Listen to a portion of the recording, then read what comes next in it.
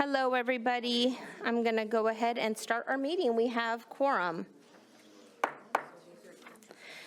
Hello and welcome to our Friday, March 28th special board study session on ethnic studies. Bienvenidos a la Junta de la Mesa Directiva para las Escuelas de la Bahía de Pajaro. Tenemos traducción en español. Si necesitas de este servicio, por favor pasa con Magdalena Maciel. Acá está. Muchas gracias.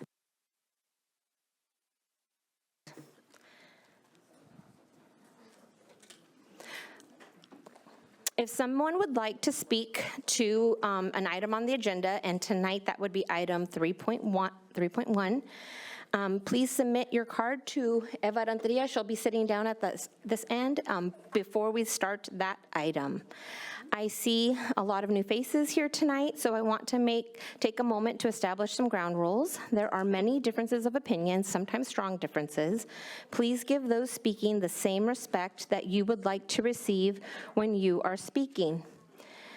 This will allow everyone to be heard and the board to conduct its necessary business. Okay, so we will start tonight with the Pledge of Allegiance. I will ask Trustee Esqueda to lead us.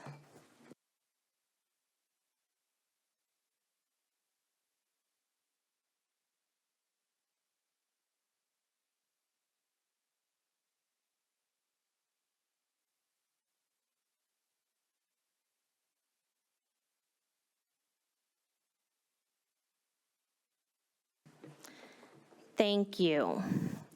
And now I will move us on to item 2.1, approval of the agenda.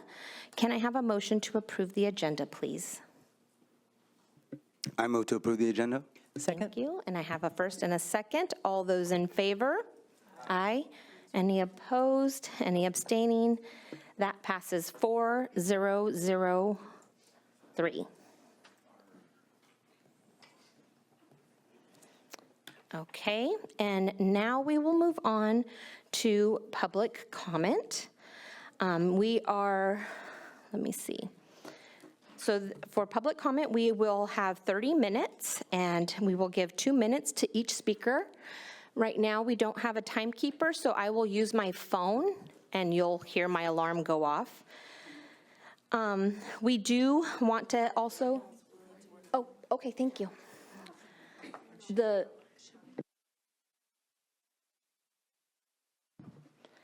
Okay, I do also want to remind everyone that we have 2 town halls coming up so that we can hear more and have more of a dialogue and more interaction where we're not, because of Brown Act, we won't be able to respond tonight, but there we can. So we have 1 town hall on April 1st at 6 o'clock, and that will be held at the Aptos High School cafeteria. Myself and Trustee Flynn will be there, possibly one more trustee, we will let you know. Okay, possibly Trustee Navarro as well. And then on April 2nd at 6 o'clock at the Mello Center, we will have a town hall with Trustee Medina, Trustee Turley, and Trustee Carrasco. So we hope to see you there as well. Okay, so now I will open up. I'll be right. And now we will start public comment, and Trustee Navarro will call you up.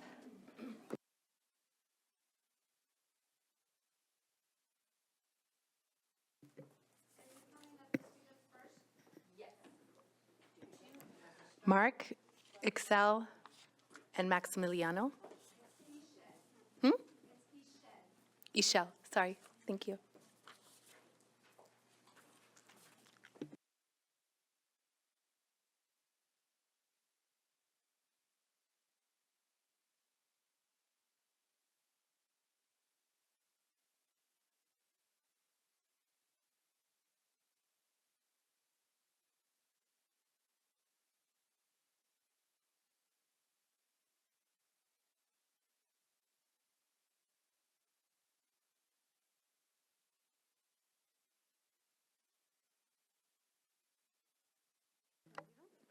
Okay, yeah, I think it's on.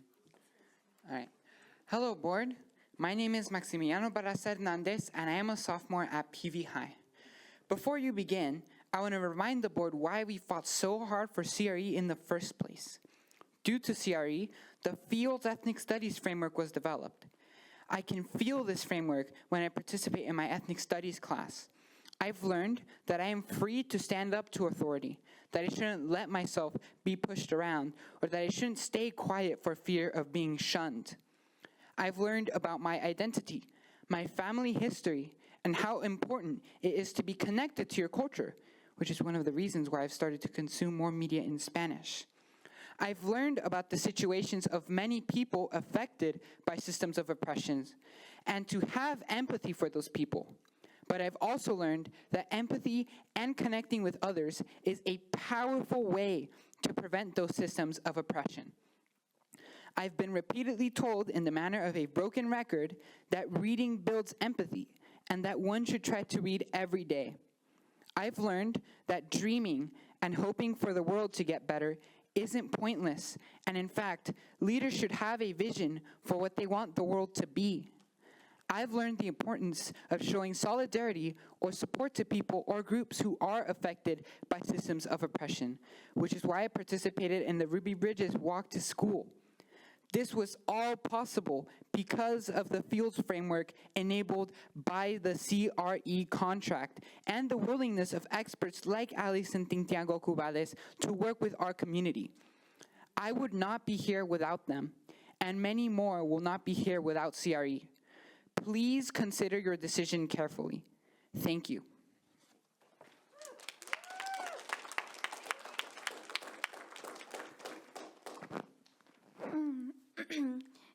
Good evening, board. My name is Ished, and I'm here today to advocate for the renewal of the CRE contract. I've been in many good and fun classes, but something about ethnic studies is different. It's so much more interactive and community building. We get to learn and talk to each other, which is something I really like to do that we never usually do in regular classes. I take ethnic studies in PV High School. I owe a huge thank you to the CRE contract. Ms. Phantom was one of the original people that were trained in CRE, and she has made such an amazing class where I see 2 times more interaction and discussion between students that I've never seen in most of my classes before. So please consider renewing the contract. Thank you.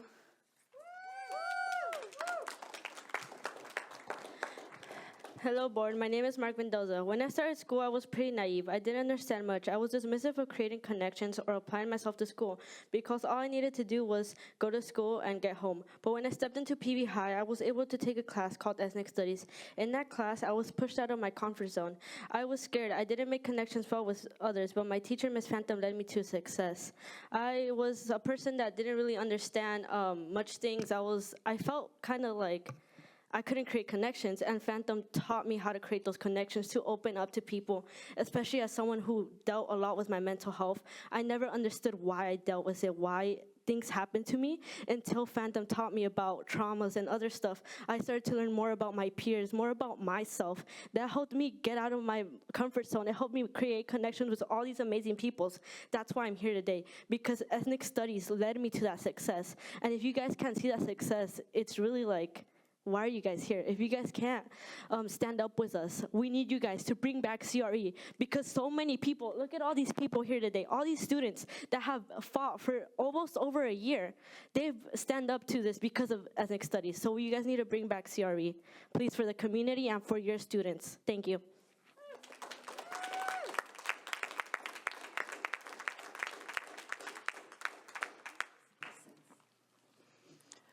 Takashi Mizuno, Dr. Lourdes Barraza, Gabriel Barraza, Bobby Pels, and Roy Rocio. Rocio?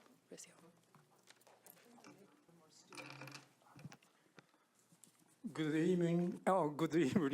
I'm Takashi.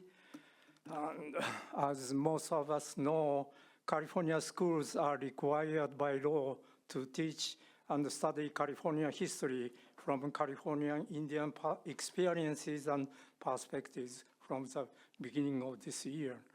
And I said a couple of times in the board meetings last year, I have researched American Indian farm workers' families who immigrated to our area since 1840s.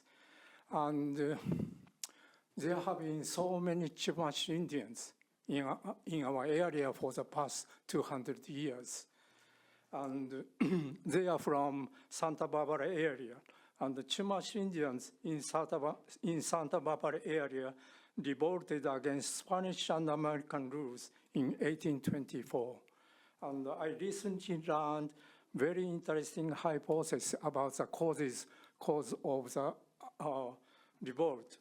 And according to the hypothesis that the cause of Chumash Indians thought they had the ability to govern themselves when they saw Mexico got independence from Spain in 1822.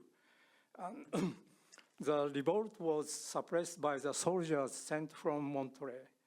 And several leaders of the revolt were sent to Monterrey. And one of them was Pasimio, that's a Spanish name, and his Indian name is Pokui. And the very interesting fact is that he became a Monterrey City Council member in 1830s, 40s. He passed away in 1884, only 5 minutes. I brought two necklaces. One of them is, this is the Orone Indian necklace. The other one is Chumash Indian necklace. These necklaces were bought by Patrick Orozco, Chumash elder in our area. And he's my friend. Thank you. Thank you.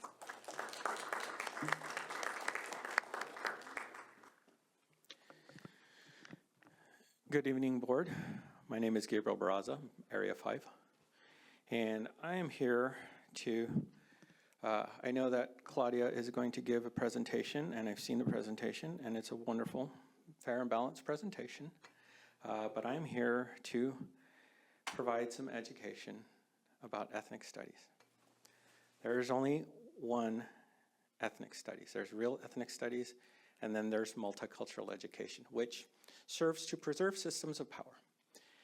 Now, I noticed that we have opponents of the CRE contract here in this audience tonight, and so I'm going to give you a little crash course in what they're going to tell you. They're going to tell you that CRE promotes anti-Semitism. It does not. They have been saying the same thing for the last 6 years, and we've been asking for evidence of that for the last 2. We have been shown none, especially with this fields framework that we have here in PVSD. The problem with our opponents is that they don't understand that ethnic studies is not just about culture. It's about examining and deconstructing systems of power. And perhaps they do understand that, and that's what scares them. Because people who study ethnic studies, people who understand ethnic studies, want a just and equitable society. We want solidarity, as in the film's framework. We want people's identities to be valued with equity. We work with empathy, although sometimes we get upset, we say things that are not kind, but that's because when you're struggling and when barriers have been put in your face over and over again, you get a little bit upset. So please consider carefully and renew the CRE contract.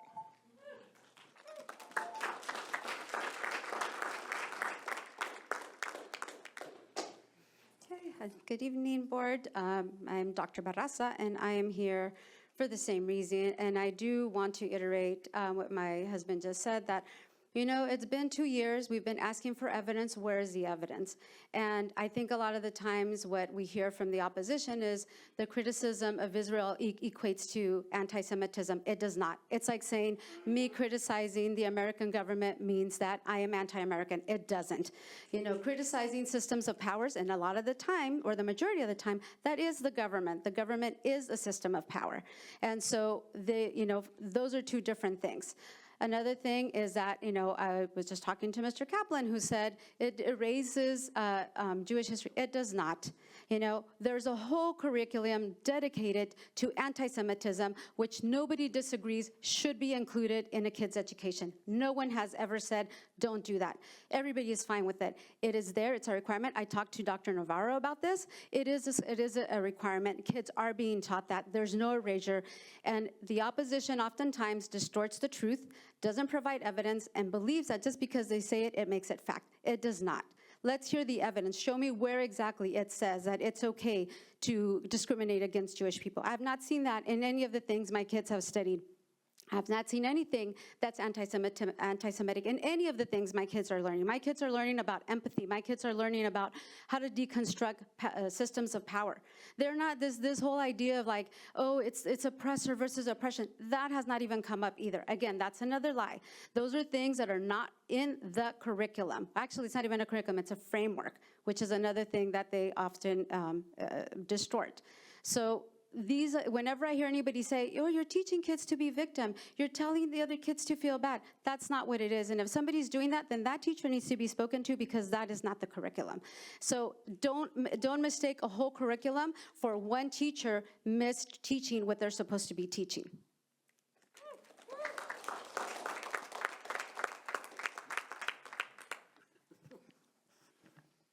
Bobby Pels, Watsonville High. I'm here tonight because I believe in ethnic study, and I believe in the power of what we've built. I'm also here to call once again for the return of CRE. Many of you have stepped into my classroom, and you've seen the joy, the fire, and the learning in action. We've talked about why this work matters, why it matters to me, to my students, and to our community, and why bringing back CRE is not just important, it's necessary. When it was just 4 of us sitting in a room at the district office dreaming up one class, one space, where students could finally see themselves in the curriculum, we could never dream that it would get as far as it has. From that humble beginning, we've grown into a full program, 4 years of English classes grounded in ethnic studies alongside transformative art and history courses that speak to students' lived experiences. This has never been just a curriculum. It's been a movement. Together with the community and Pajaro Valley for Ethnic Studies and Justice, I've spent the last 18 months standing at board meetings, cheering at rallies, writing letters, attending freedom schools, and speaking to the media again and again. Not because I had to, but because this work calls for that kind of a commitment. There can be no doubt that I am ethnic studies. And I'm overwhelmed with pride for what we've accomplished. But the greatest honor of my career has been watching our students rise. Meeting after meeting, they've shown up with courage and clarity to defend a class that helped them find their voices. While some chose to silence them, the rest of us chose to listen. And what we heard was powerful. This class is not about hate, it's about love. It's about solidarity, justice, and belonging. In a world that too often divides, this program unites. What could be more worthy of our investment than that? We've done right by our students, by this district, and by this community, and now we ask for the chance to continue, to finish what we started with CRE, to keep building something that generations will be proud of. Support ethnic studies, bring back CRE. Thank you.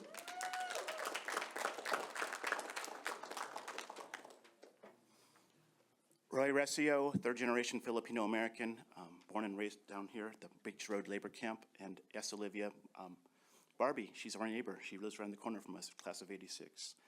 Just want to say that I am the founder of the Tobera Project. Fermin Tobera was the martyr of the 1930 anti-Filipino race riots.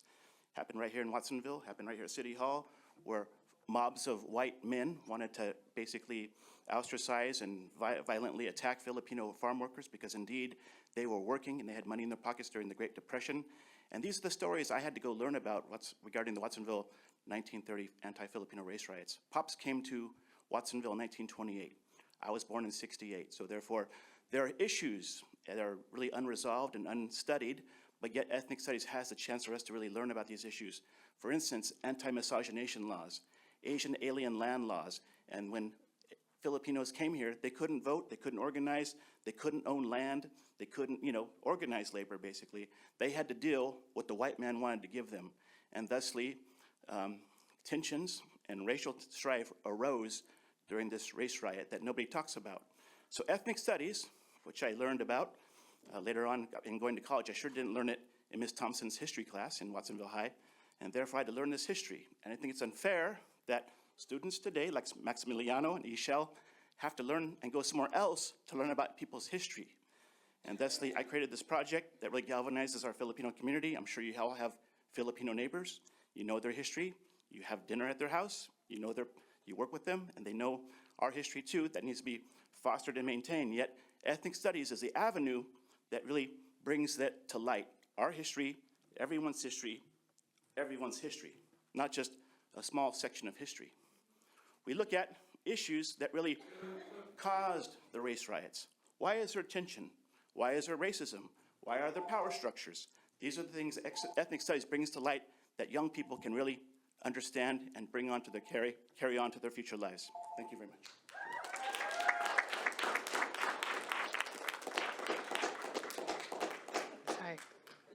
Sorry, I was so focused. Sonia Dietz, Raj Shorenstein, Ruth Brittany, Keith Brittany, Nat Lowe, and Eli Davies.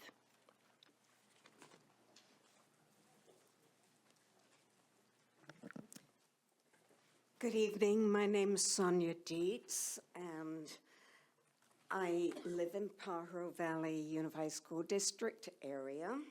My 3 children attended schools in the area, in the district, and I've worked here as a substitute teacher. I've volunteered in classrooms, and I vote in this district. I have 2 simple points to make. Certainly supporting ethnic studies. I see the signs here, like, it's not a question.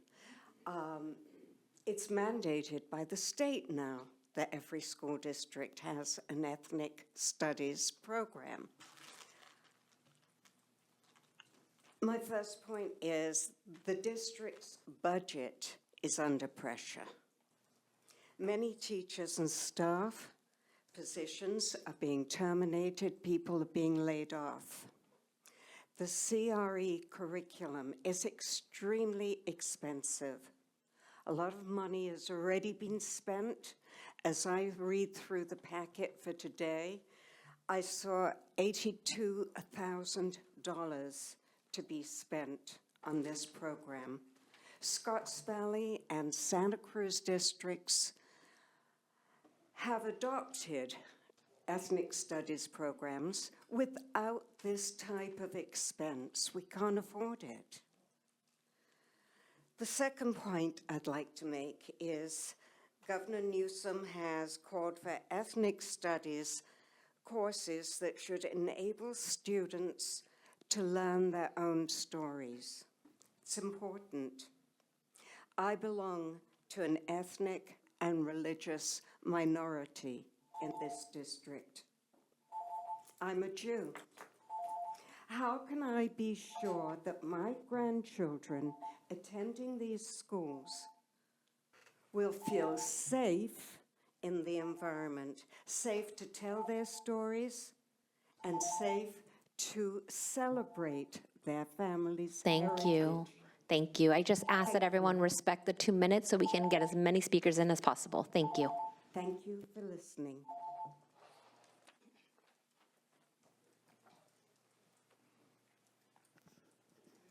Good evening, Superintendent Contreras and trustees.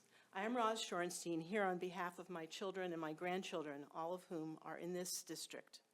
We are now at a crossroads. The board has an opportunity to expand ethnic studies into a more inclusive, positive experience for students to learn about the true history and resilience of their identity. But K through 12 students are vulnerable to the power of indoctrination, which can damage freedom of thought. Thus, educators have a responsibility to respect diverse views and the boundaries of students. Education law protects students. Both Governor Newsom and the State Attorney General warned against ethnic studies vendors offering materials that promote bias, bigotry, and discrimination. Controversial topics must not be presented from only one side. That's why the district did not renew CRE's contract in 2023. Liberated ethnic studies academics transplant concepts like oppressor-oppressed power struggles and decolonization onto our local schools. This ideology can be weaponized to violate civil rights and promote hatred and violence against Jews, Hindus, and others, just like the tentafadas on college campuses. There are many other choices for professional and curriculum development, emphasizing accurate history, critical thinking, and civil discourse at a level appropriate for young students. Take this opportunity to choose education, not indoctrination, resilience, not resistance, tolerance, not hostility. Please do not rehire CRE. And I would say that on behalf of the Jewish community, we have provided ample resources to the trustees, the superintendent, and the board as to why the structure, the backbone, and the terminology of the type of liberated ethnic studies that CRE has provided is deeply anti-Zionist and anti-Semitic. That's for us to determine, not for these other people. And please, believe me, it is. Thank you.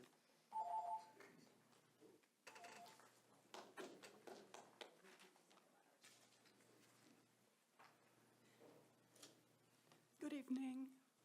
My name is Ruth Brittany. I'm a grandparent of, thank you. I'm a grandparent of children in the district, and I'm a teacher of 26 years. I support ethnic studies, but do not support the CRE's version of this curriculum. It lacks inclusivity and is biased. This board, the state, parents, and Jewish groups have rejected this curriculum. It is inconsistent with the anti-bias grant program granted by the Golden State Plan to counter anti-Semitism because it does not include Jewish history or anti-Semitism training.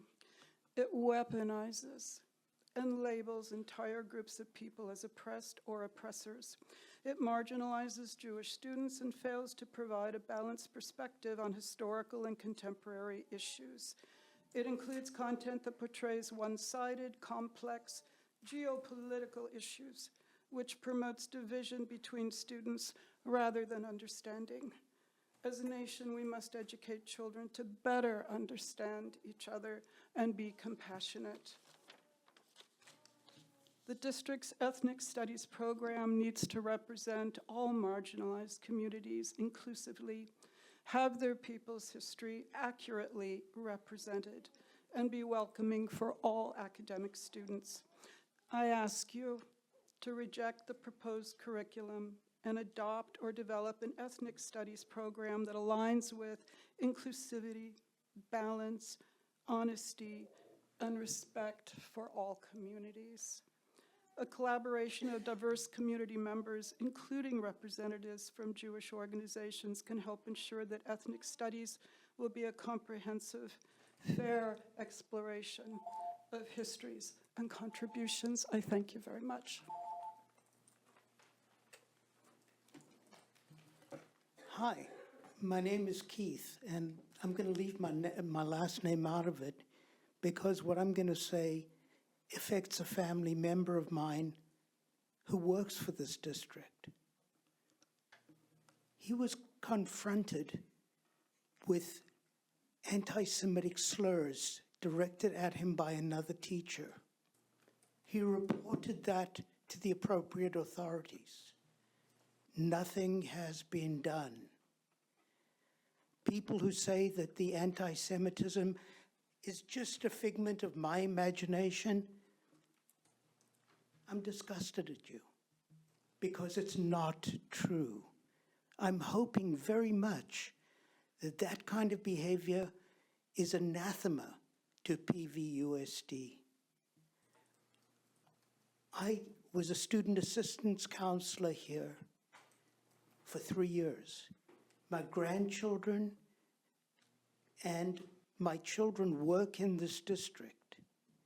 They too should be safe. Their safety is non-negotiable. Just looking at Maslow's hierarchy of needs, safety is number 2, folks. Don't tell me I'm an oppressor or an oppressed, that I'm a part of an oppressing class. You don't have the right to do that. I do not give you the right. I am a Jewish man, and I am against the CRE curriculum because it is divisive and harmful. Thank you.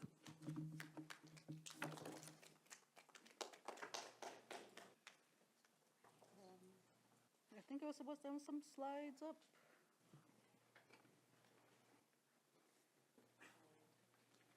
Is that? I sent in some slides and Eva said that they would be up. I don't know what. Okay, good. It's okay, I just asked that if you can continue without them, that'd be great, because we do have the 30 minutes. Yeah, but like I was told that like I could do it, and other people have done If it. you want to let Eli go, then that would be great, and we'll just hold off until we get that. Thank you. Is it okay now that the slides are up? They got it. Okay. So yeah, Netlow, Area 7, and I know that like some folks have been asking the district to switch to this thing called constructive ethnic studies instead of, continuing this proven partnership with CRE. And so I wanted to know what that was. I looked at their website, and so if you click, this is not a consultant. This is an advocacy group trying to police ethnic studies through what they call removing ideological agendas, as if that itself is not an agenda. And as you can see, next, Liberated Ethnic Studies is a free curriculum written by experts in the field. CRE provides services to help districts and teachers implement ethnic studies in a way that works for students. In contrast, click. The only resources that constructive ethnic studies actually provides is how to criticize and oppose liberated ethnic studies. They have no experts, they have no pedagogies, they have no sample lessons, they have no tools, they have no services. It's just a whole lot of nothing. They have nothing real to offer districts and teachers. Take a look for it for yourself. Don't be fooled, it's not an alternative. And I still got a little time, so I'm going to say, this was made by students. This sign that I'm holding was made by students in this district from PRISM, which is the LGBTQ club. And like, why would queer students like be interested in standing up for ethnic studies? It's because they know that queer issues are connected to issues of people of color. Our solidarities are connected. And like, the students can see that because the students have learned from what their teachers who have been trained by CRE have been teaching them, is that like it's all connected. And like that's, it's no surprise that like attacks on ethnic studies are coming at the same time where someone is bringing in a MAGA hat and like a homophobic shirt to school board meetings. It's all connected.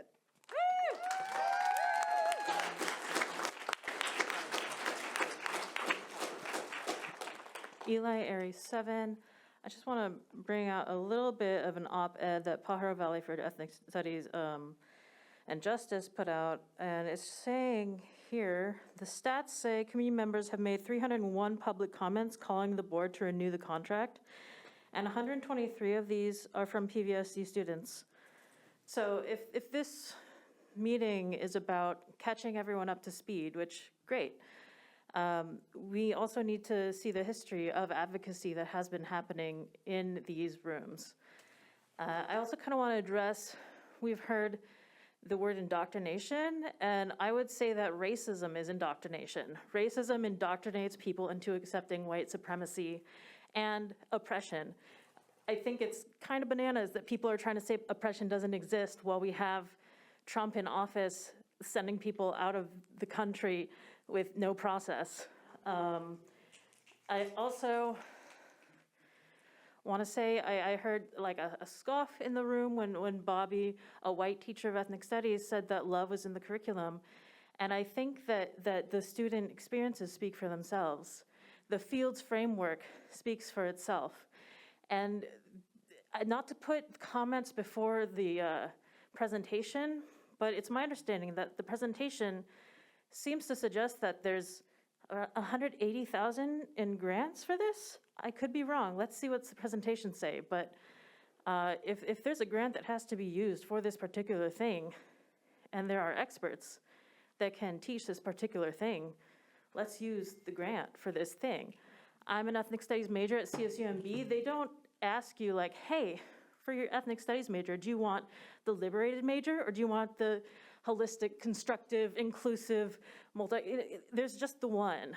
That's what they're teaching in college. And it's teaching an analysis of power.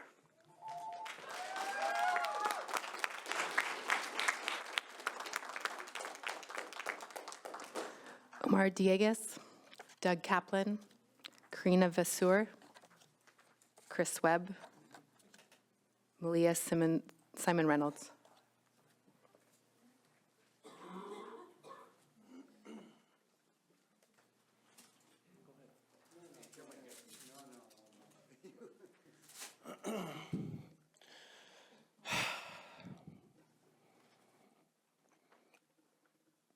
Oh, Mateo, I brought Sage with me today. Let's celebrate the CRE contract. Let's celebrate ethnic studies and what it does for our students. It motivates our students to show up to school. It gives them a reason to show up to school, something to look forward to. I shook your hand, Mr. Doug Kaplan, but let's keep it real. Mr. Doug Kaplan was pushing to send all the students from Aptos High School when we were bused there, all the migrant students back to Watsonville. That's his agenda, to segregate our schools. That is not right. And if this guy is gonna come up here and vouch for this program that he wants to bring on, and you guys are gonna support that, that is wrong. That's not what this community stands for. That's not what this community needs. What this community needs is unity and something that's gonna bring the kids to school. Something that's gonna make them show up to school and wanna say, I wanna be here today, because we are suffering from a poor attendance at our schools. And if this program and this CRE contract is gonna make them show up, then let's do it. Let's get them to show up. Thank you.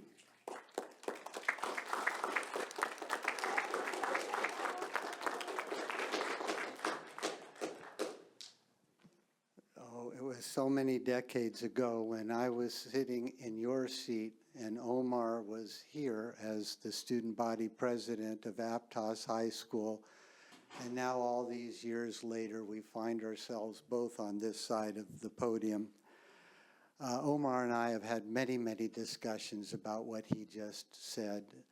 Of course, I have a very different version of the facts that maybe we can talk about sometime.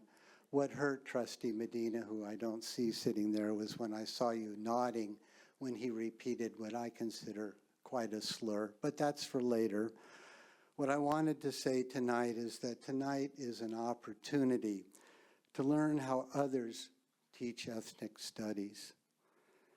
Our concern is that instead, once again, you will hear how we teach ethnic studies.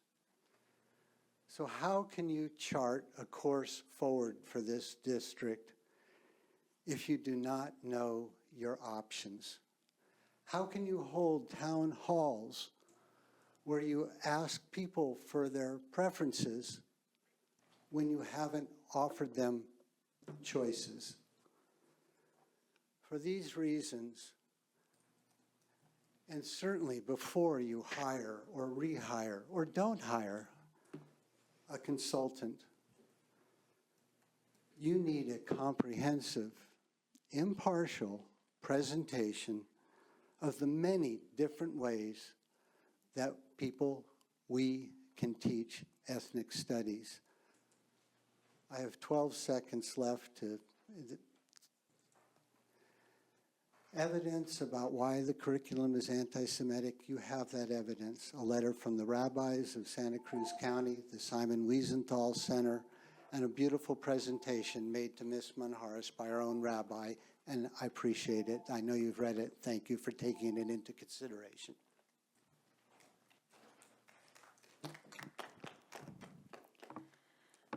Good evening, board. This is actually my first time coming to speak at a school board meeting here. My name is Corina Basaure, and I live here in Watsonville. I have a parent of two students, or two kids, one at Lakeview Middle School. I'm a full-time ethnic studies professor at Hartnell College, just south of here. I chose to move to Watsonville based on the community, based on the people. I chose to live here. As a professor of ethnic studies, just to kind of piggyback on some of the things I've heard, as ethnic studies professors, you have to go to school to focus on ethnic studies. You have to take a bachelor's most likely, and most likely a master's, not a PhD in ethnic studies. This is not just a, make up things along the way. This is a full curriculum that's been here in play and started in this state since 1968, and ethnic studies was there before then. But this is something that is real, that is pertinent. This is not something we just picked out of the air. This is something that is a discipline that needs to be recognized for what it is. Okay, so as an ethnic studies professor, I teach about race, class, and gender of ethnic minorities within the United States. I base my teaching in culturally responsive pedagogy. I use liberated ethnic studies curriculum that was just showcased a second for some of my curriculum in my classes. Ethnic studies is grounded in love, respect, knowledge, and empowerment. I start all my classes where we read together and we educate students about the poem by Luis Valdez in Lakesh. In Lakesh comes from the knowledge and practices of Mayan culture, where a lot of our students that I teach come from. The words are, you are my other me. If I do harm to you, I do harm to myself. If I love and respect you, I love and respect myself. That is ethnic studies, nothing else. That is ethnic studies. Ethnic studies is about connecting with our students. Connecting our students with their lived experiences, where they see themselves in the curriculum, about their ancestors, about their culture. The community has been speaking up very clearly for the past 19 months. The board needs to move forward now with putting this community responsive education contract back on the agenda for a vote. Ethnic studies is a new graduate requirement within a high school and also your bachelor's degree. Please equip our teachers to teach ethnic studies. I've heard many stories where high school teachers are going from U.S. history to then teaching ethnic studies. Equip them to be able to do this. Thank you.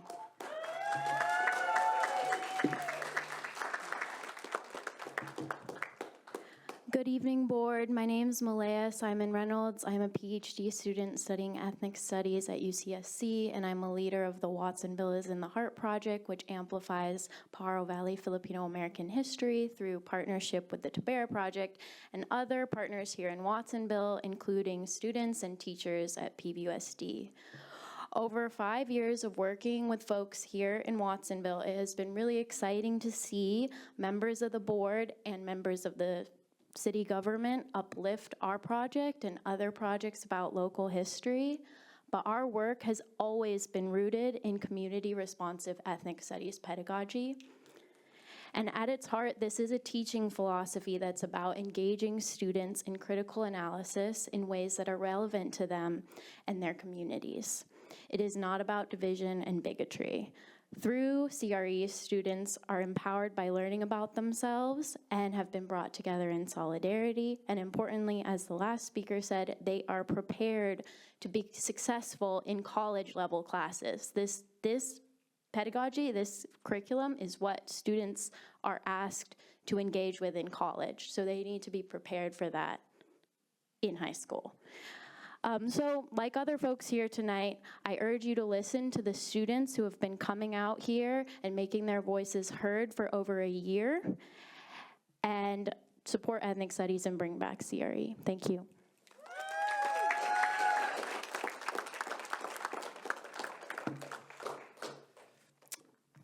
Board, thank you for having this meeting.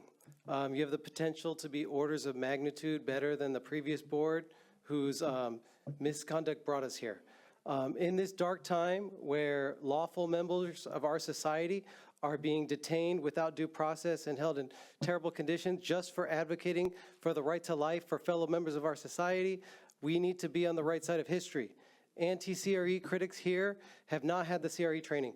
They don't get to dictate what gets taught. They are not teachers. They do not have the right, and they do not get to speak for all Jewish people. If you've been paying attention, a number of Jewish members of our community have actually contradicted them.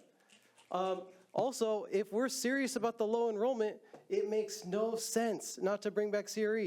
Look at your own meetings. You have people coming out, students. And also this dovetails perfectly with the seal of civic engagement. Like, if we don't bring back CRE, then the integrity of this entire body is totally undermined. Additionally, remember, this was for we already renewed it twice. This was for admin. That was the last piece that was left, and they need the training. They need the training. I could tell you from my personal experience, they need the training because my experience in 23, 24 totally shows it. And I would say even because of my experience in that year, that the board needs it because the board denied my student of Renaissance on 10/25/23 at the 41:58 minute mark. Go listen to it. They denied his comment. Later, I used my own time to speak for him just because to give him a chance to advocate for what he wants for the Measure L funds. Go listen to the comment. It was at the 11/8/23 mark at 44:45. That comment had me mistreated because I had the audacity to elevate the voice of a student. I got mistreated. The admin of the current principal of PV and an AP at Rolling Hills, they definitely need this training, absolutely. Bring back CRE, apologize to Claudia, apologize to Dr. Allison. Thank you. Thank you. Thank you. That will conclude our public comment portion of the meeting. I'm sorry if we weren't able to get to your card, but I do want to remind you of our 2 town halls that we will be having. Okay, so now I will move us on to item 4.1, our report and discussion. Our report will be presented by Claudia Monjaras, Assistant Superintendent of Curriculum and Instruction, Professor of Professional Development, and Rich Moran, Director of English Language Arts, Social Studies, and Ethnic Studies. Okay, so here we go. Good evening, President Flores, Board of Trustees, Dr. Contreras. Very excited to be here. It's a long time coming. As you can see, here's our district vision and mission. And then I wanted to call out which strategic goals are actually being addressed by the study session tonight. So it is goal number 1 around academic excellence and powerful learning. Goal 2 around professional learning, and then goal 3, climate, culture, and community. So the purpose of tonight, what we're going to be doing is delving deeper into what ethnic studies looks like in PVUSD. We'd like to be able to provide a comprehensive understanding of how the program was developed in the district. And then at the end, I do want to be able to share some potential next steps, but we won't be taking any immediate action tonight. Before we get started into really getting into lessons and things like that, I do want to make sure that we're grounding ourselves in the legislation. I did prepare packets for you. They're at your seats, and we're going to use this to kind of walk through. I know you've had opportunity to peruse it before because it was posted in board docs. So I wanted to give you time to look at it before we go into it. All right, so if you look at page 1 in your book, I did want to call out Assembly Bill 101. This was the bill that was passed that put ethnic studies as a graduation requirement. It is not one of those courses for unit credits, but it is a requirement to graduate. So the legislation did give us options on how we wanted to create our classes. So if you look at the highlighted areas on page 1, you'll see that I circled letter C in the bottom paragraph. That was the route that we ended up going with, which is using it as part of a course that's been approved as meeting the A to G requirements of the University of California and California State University. We did that knowing that we didn't want to put another course requirement and limit access for our students to possible electives. So that is why we put these within our English courses and within our history courses, and then we have one within our art courses as well. There's also been other legislation that's kind of still floating around. We have AB 2918. Currently, this one is stalled.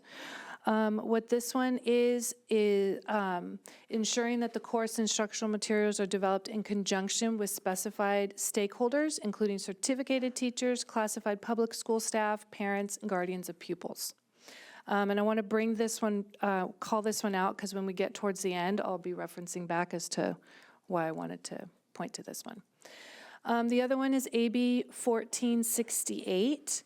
We're looking forward to this one in the sense because this will provide us with an actual state ethnic studies framework developed by the state as well as standards.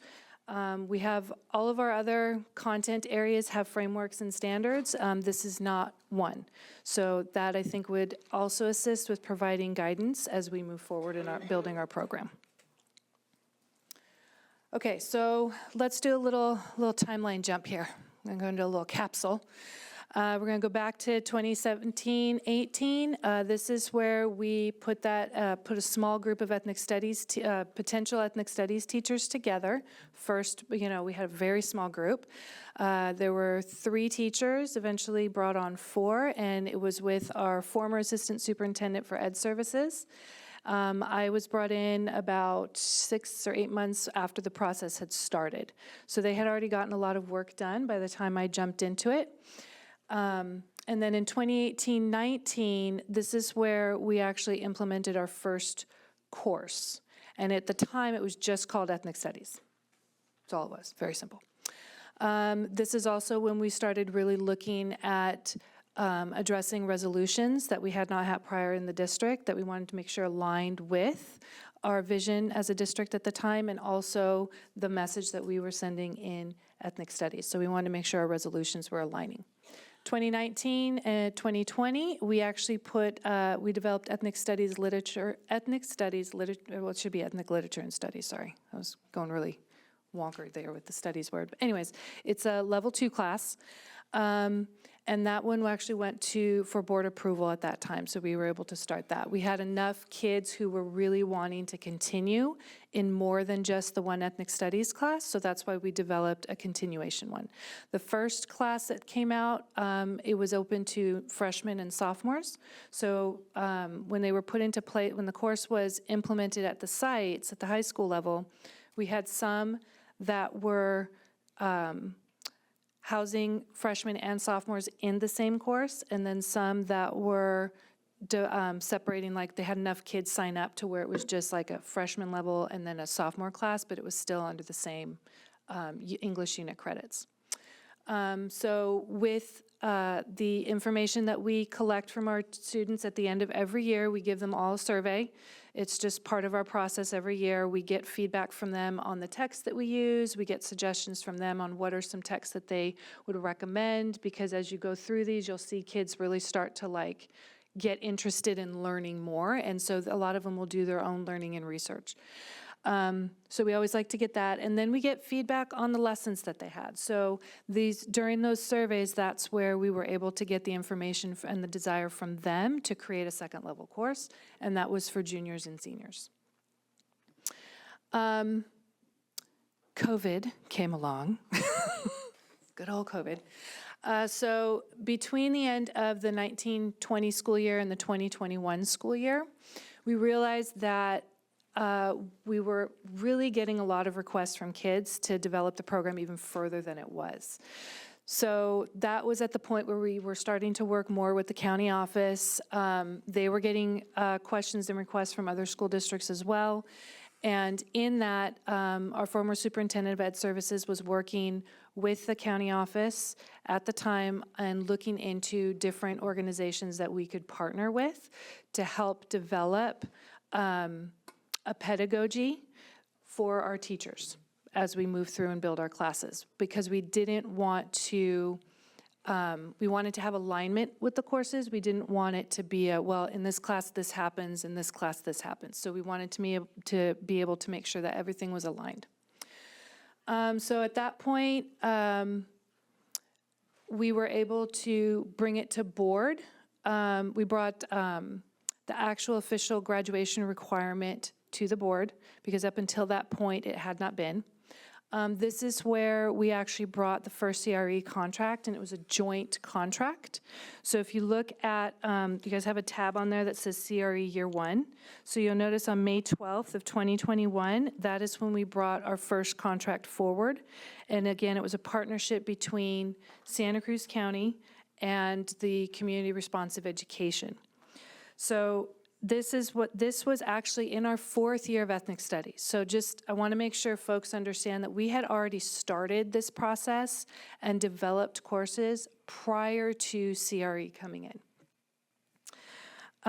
This was also, we wanted to make sure that we were getting guidance. The board at the time had actually requested that during one of our presentations for the graduation requirement, it was requested that we bring in an outside agency to help coach our teachers.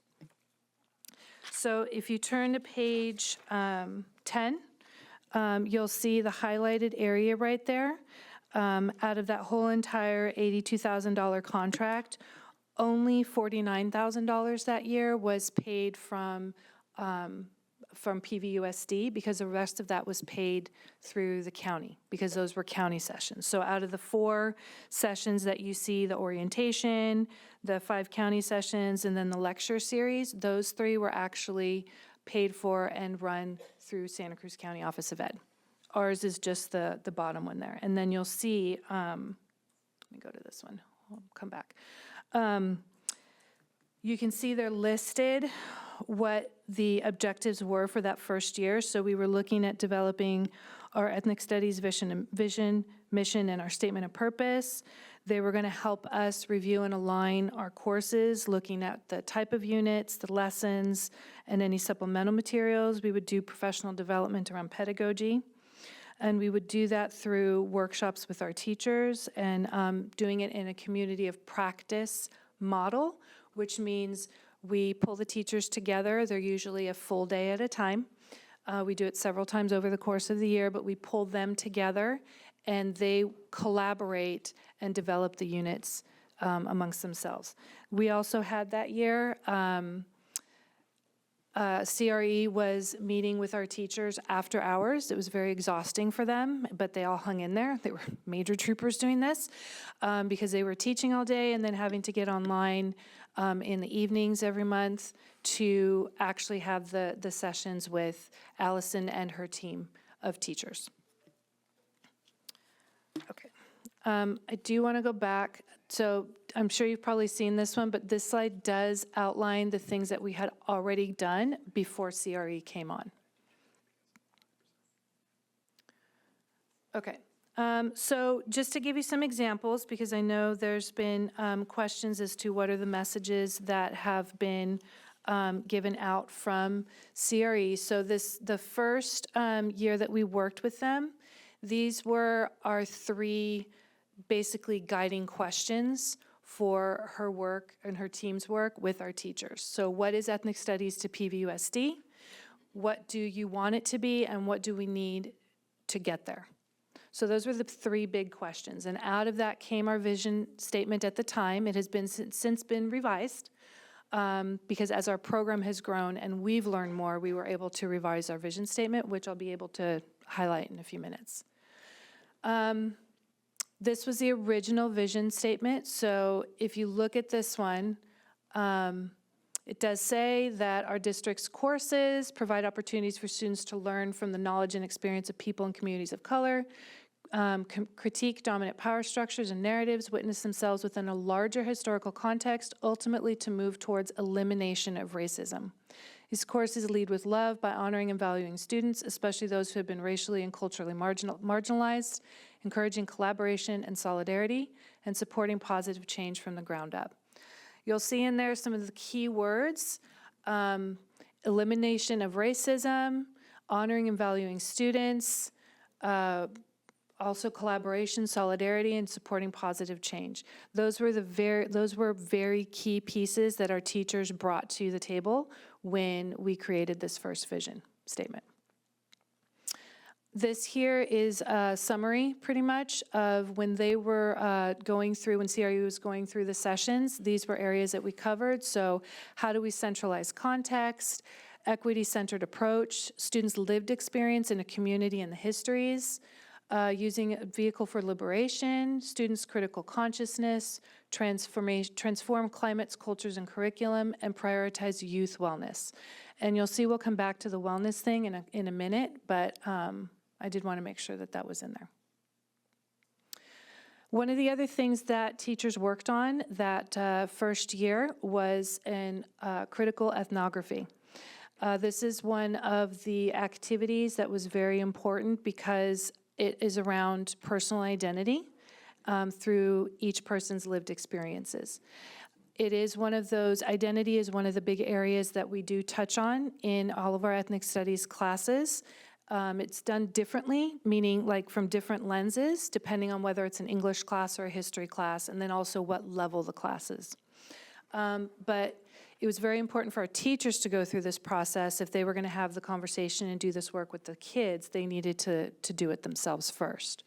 So this took several weeks, lots of conversation.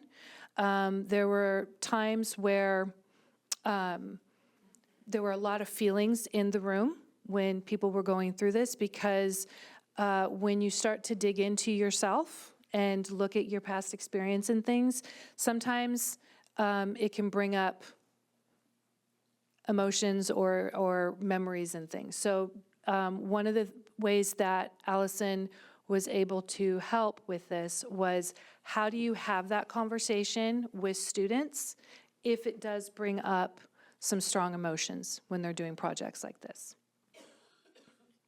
And again, going back to that student well-being.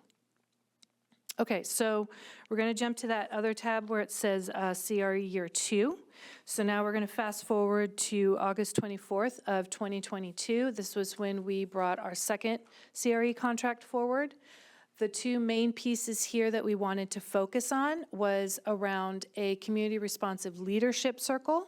This is the beginning of the work with the administrators. And then we also wanted to maintain and continue our community of practice for our teachers. So that year we spent about $55,000 for those two pieces.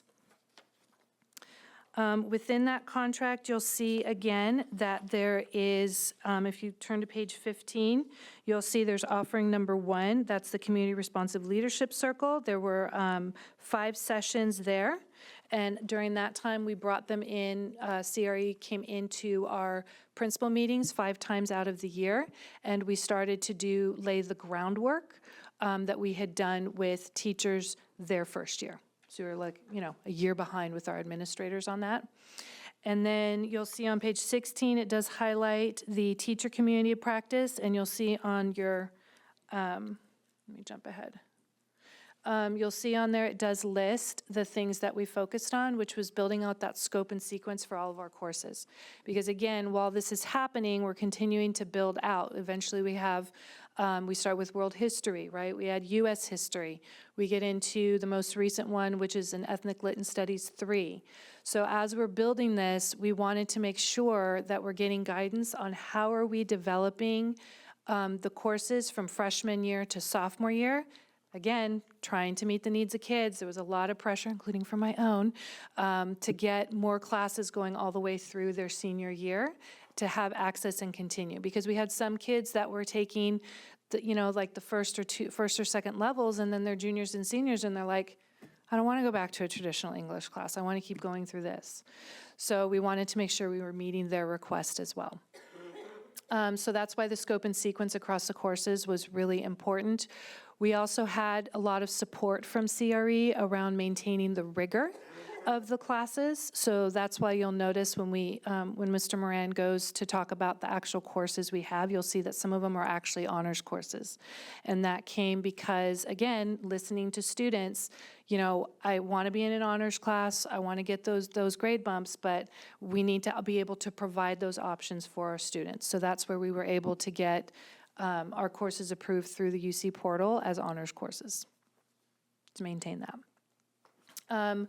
During this time, this is also where we started doing some lesson study analysis with teachers, like really going through and having them talk through. Again, these lessons are not created by CRE. These lessons are created by our teachers. And when Mr. Rand talks more in depth about our courses, he'll be able to talk about how that looked. Right here, and in your book, you have the actual full one, but let me jump over. So it's on page 23. The leadership philosophy. This is one of the things that we started during that year 2 contract with the administrators, really defining their leadership philosophy at the site to be community responsive and inclusive. On the teacher side, this is also where we're working with the teachers on their teaching philosophy as well for the same purpose. So you can dig through those. Both of these are centered around 3 main components, which is heart, head, and hands. So heart meaning vision. So what's the purpose? What is your purpose in enacting all of this? What are your commitments? That has to do with the head. And then the hands is action. How will you enact this at the site? So we did not complete this with the administrators. Teachers were able to get through it because we kind of started to, they came in with more context, right, to that second year. We did not complete this work with principals because it was meant to be done over a couple of years. And when the 3rd contract did not get approved, this work stopped. Part of that work around the leadership one is Allison had a team of teachers and administrators who are ethnic studies college teachers or other professionals in her community, where they were actually meeting one-to-one with our principals and their administrative team to help them build out their leadership philosophy. Okay, so the community of practice, again, that second year, I know sometimes there's questions about what that looks like. They do meet quarterly. We continue to do this. This is a practice we stick with because we find that's the teachers need the time, right? They have Fridays, but there's already a lot of stuff on their plates on Fridays. So we do pull teachers together. The history ethnic studies teachers come on one day, the English ethnic studies teachers come on another day, and that is their time to look at the past unit that they just taught in the previous quarter, and then just to kind of realign and discuss the unit for the next quarter. Sometimes things will shift. For example, text might shift. I know that's always been a big question. In your packet, there is a tab that says book list. So just in case you're wondering, I'm not going to go through it tonight, but if you're wondering, that shows you the list of texts that we have taken previously for board adoption. And then every time we add things to them based on student or teacher feedback, we do bring it back for review. Okay. All right, so, dun dun, September 13th, 2023. So here we go, year 3. So this is that's the CRE year 3 tab. The purpose of the contract for that year, I highlighted on your document on page 33. This is where we wanted to be able to have that final year to make sure that we had everything aligned so we could have that long-term sustainability. We had been paying for CRE work previously through an ethnic studies grant that had come from the state at that time. All districts got it, and that's where the bulk of the money was coming from. Now, but that money wasn't a ton. It was just enough to get us through, pay for contracts, pay for subs to pull teachers out. But at that time, during the year that we had the second contract, I knew that money was running out and we needed to continue the work. The state was offering districts opportunities to apply for the anti-bias grant. So at that time, and you could get a minimum of $200,000. And when we were looking at the budget, I was like, great, don't have to take anything from the general fund, nothing that goes directly to teacher pay, none of that stuff. It would just be a separate fund.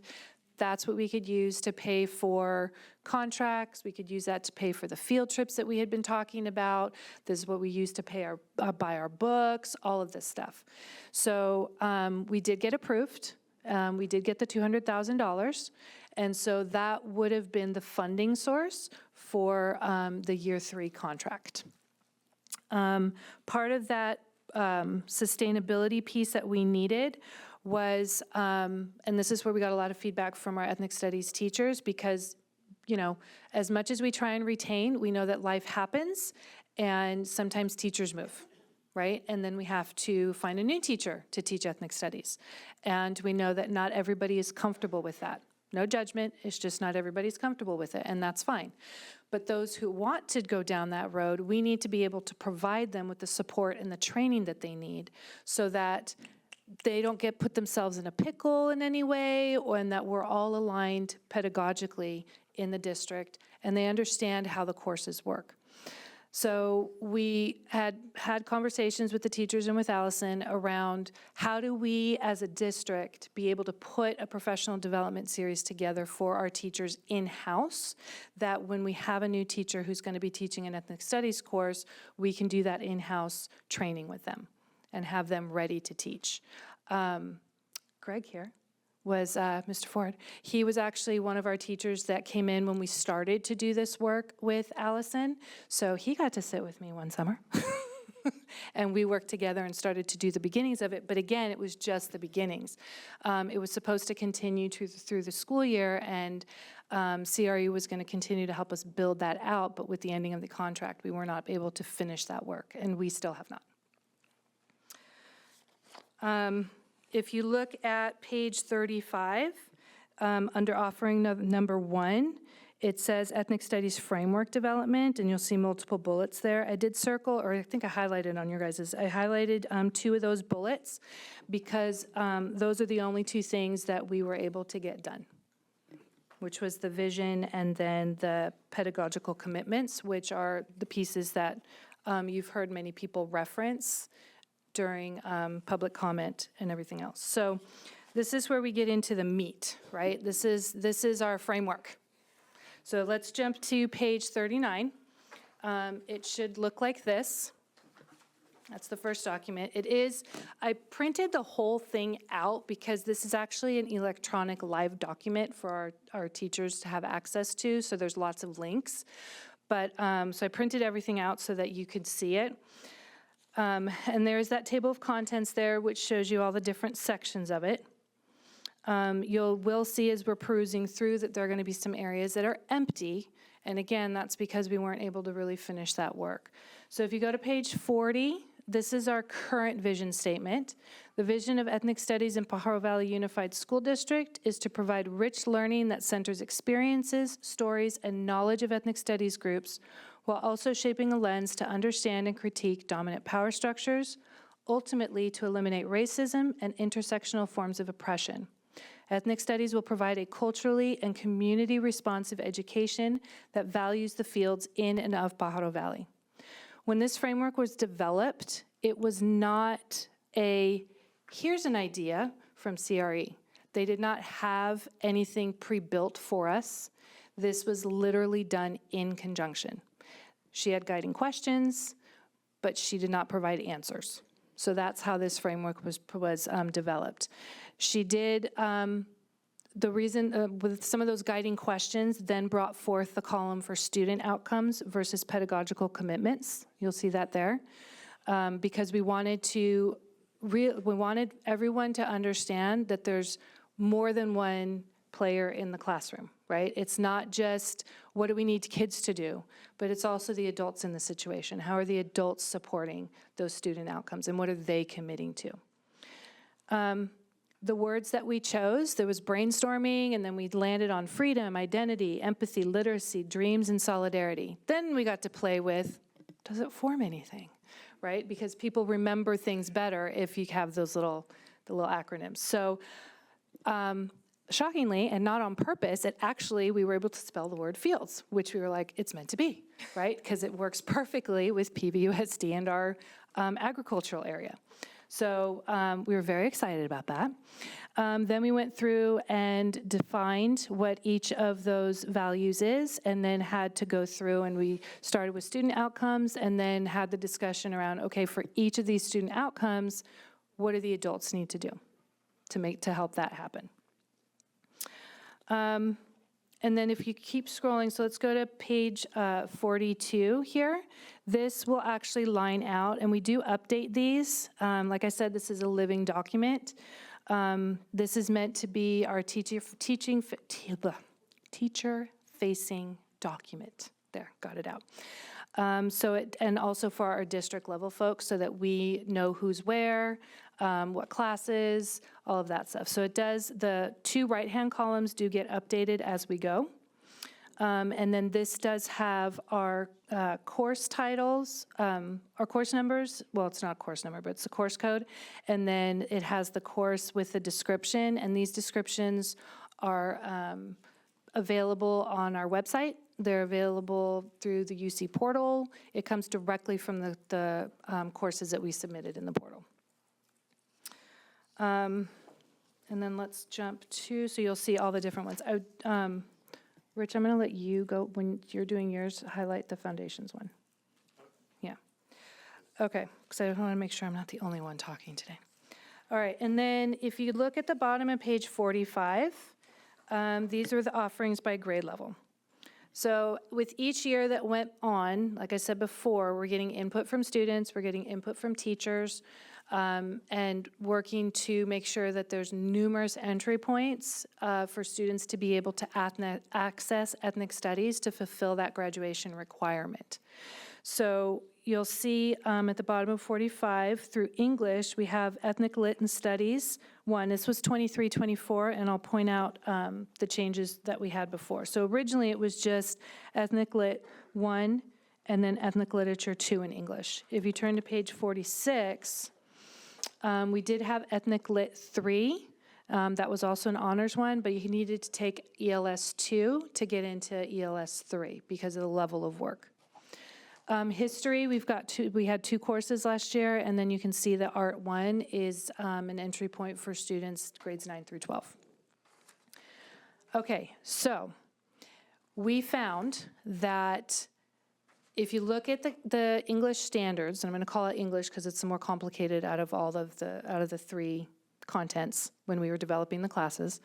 California state standards are written, the literacy standards, they're clustered. So there's like grades 9, 10, grades 11, 12. It's different than it is at the elementary through 8th grade, where this is 6th grade, 7th grade, right? It's all compartmentalized. But once you get into literacy in the high schools, it's like 9th and 10th is the same, 11th and 12th.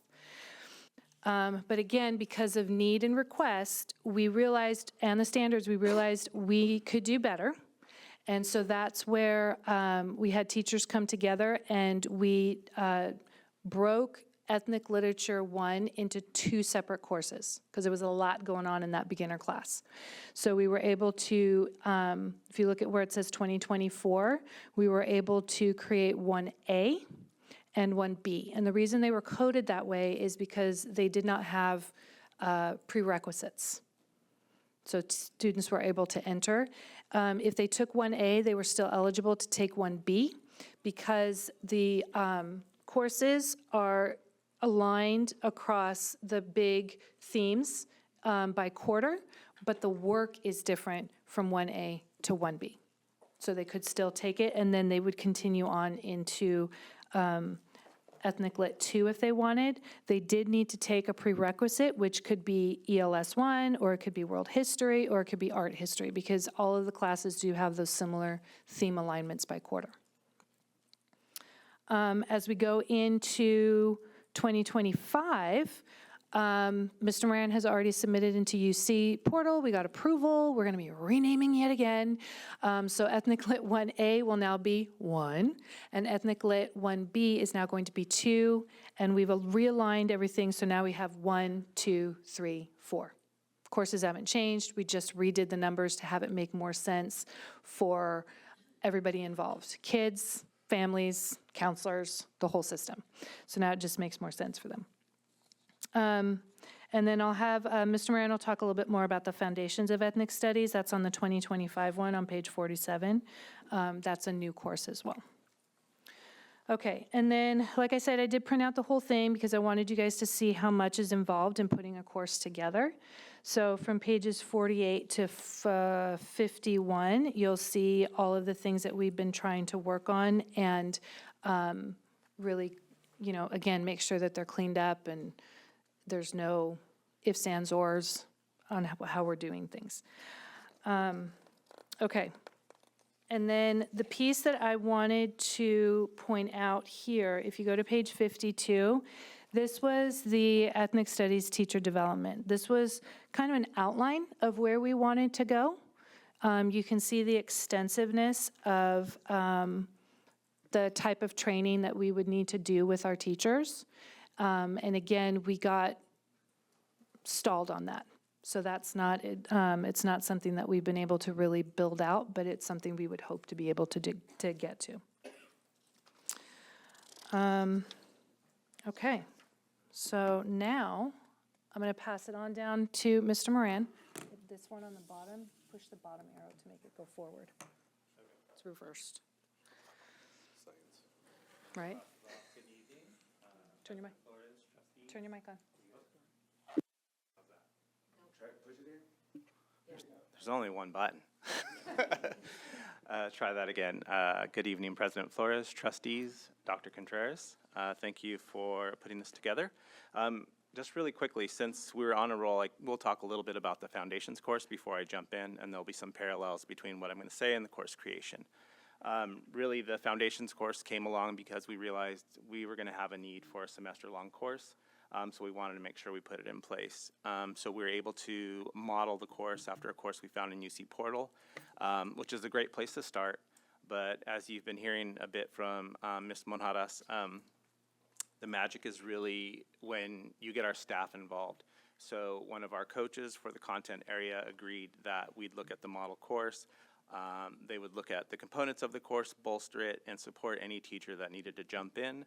We were fortunate enough to have teachers that were familiar with ethnic studies and had taught ethnic studies, so they were able to not only get the course up and running in support of students and their specific needs, but also to support the teachers relatively about as often as you possibly can. So I think the support was necessary and appreciated. And, speak a little bit louder. Oh, sorry, am I not close enough? I've got so much stuff. I'll hunch. I'm working on my posture. We were just excited again that we could offer the course, but stay true to what we believe in PVUSD is, again, we had that course model, we had the structure, but it's really our coaches working with our staff, providing these opportunities to our students. So we are grateful that we could have that foundations course. The foundations course still currently exists. So I just wanted to give you that information since Ms. Monjaras had been going through the rest of the courses. I wanted to jump in there, okay? Get back to mine.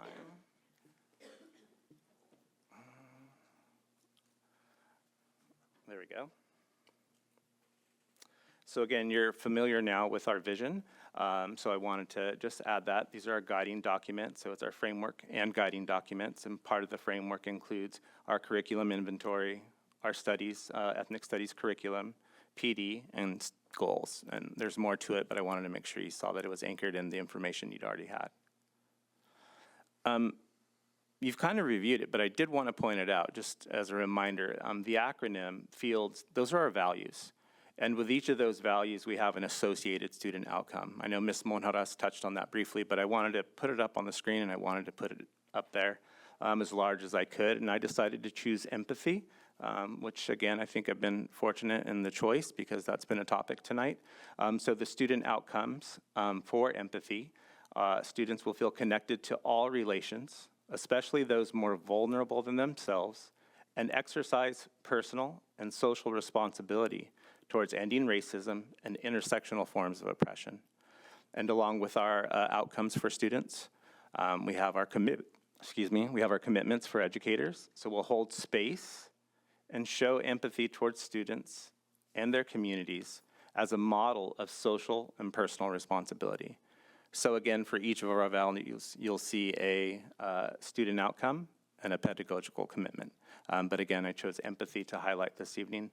And again, I'd like to say it seems appropriate. So the main components of our ethnic studies courses, we start with an essential question, which drives the learning. Then we've got our units of study addressing the essential question and the key themes, which you can see are identity and belonging, humanization, agency, and action. Am I going too quickly? Okay, gauging. This is really the big one, so I believe this is on page 60, let me get my glasses. Of course. Page 69 in your tabbed booklet. But again, you can see the course question up at the top, and then those 4 big units of study. And because I need my glasses, I'm gonna jump over here.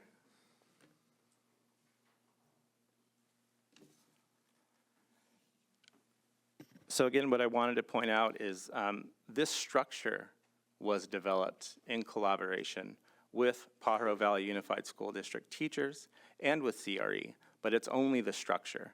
So when we start talking about courses taught, interactions from teachers to students, that material, that curriculum is developed in PVUSD by our staff and by some of the folks sitting next to me.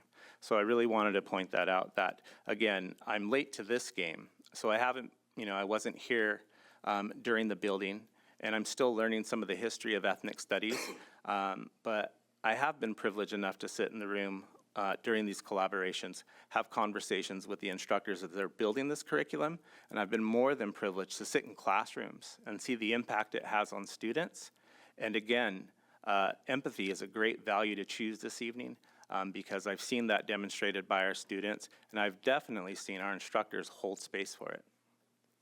So again, this is a simple image to look through. You see our units of identity and belonging, humanization, agency, and action. And again, this is the core, this is the framework for our courses.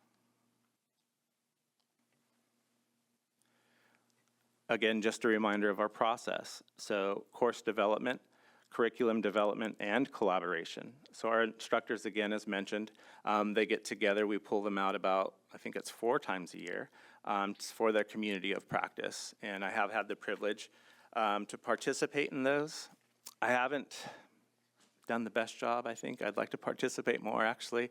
It's hard to clear the calendar, but when I do have time to get into the rooms with the instructors and hear the conversations they're having, I can guarantee you those conversations center around students and center around the work that they need to do to provide the opportunities they believe our students have the right to access.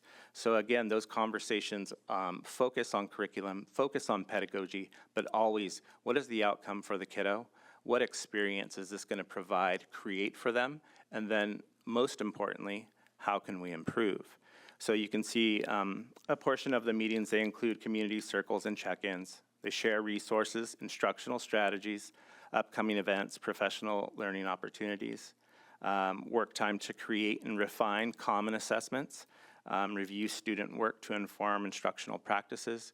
So again, thinking about common assessments, and I mentioned vertical alignment to the right. Vertical alignment and common assessments it's a great place to start, but when you start to have those conversations, then that's the foundation you can build from to start to address the other aspects of a course, in particular, those student outcomes and rigor. So this level of collaboration, this level of alignment, and then if I shoot down to the right-hand corner of the slide, ongoing refinement, it's a pretty fantastic model. Refinement includes collaboration with universities and community organizations, that community of practice, which is their work together, and then most importantly, student feedback.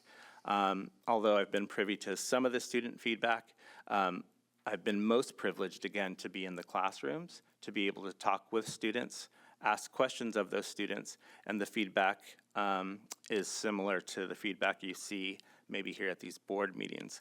Just absolute sense of self, starting to see the seeds, and then ultimately the growth in their agency and their desire to implement what they've learned because they have such a deep understanding, and the motivation level is through the roof.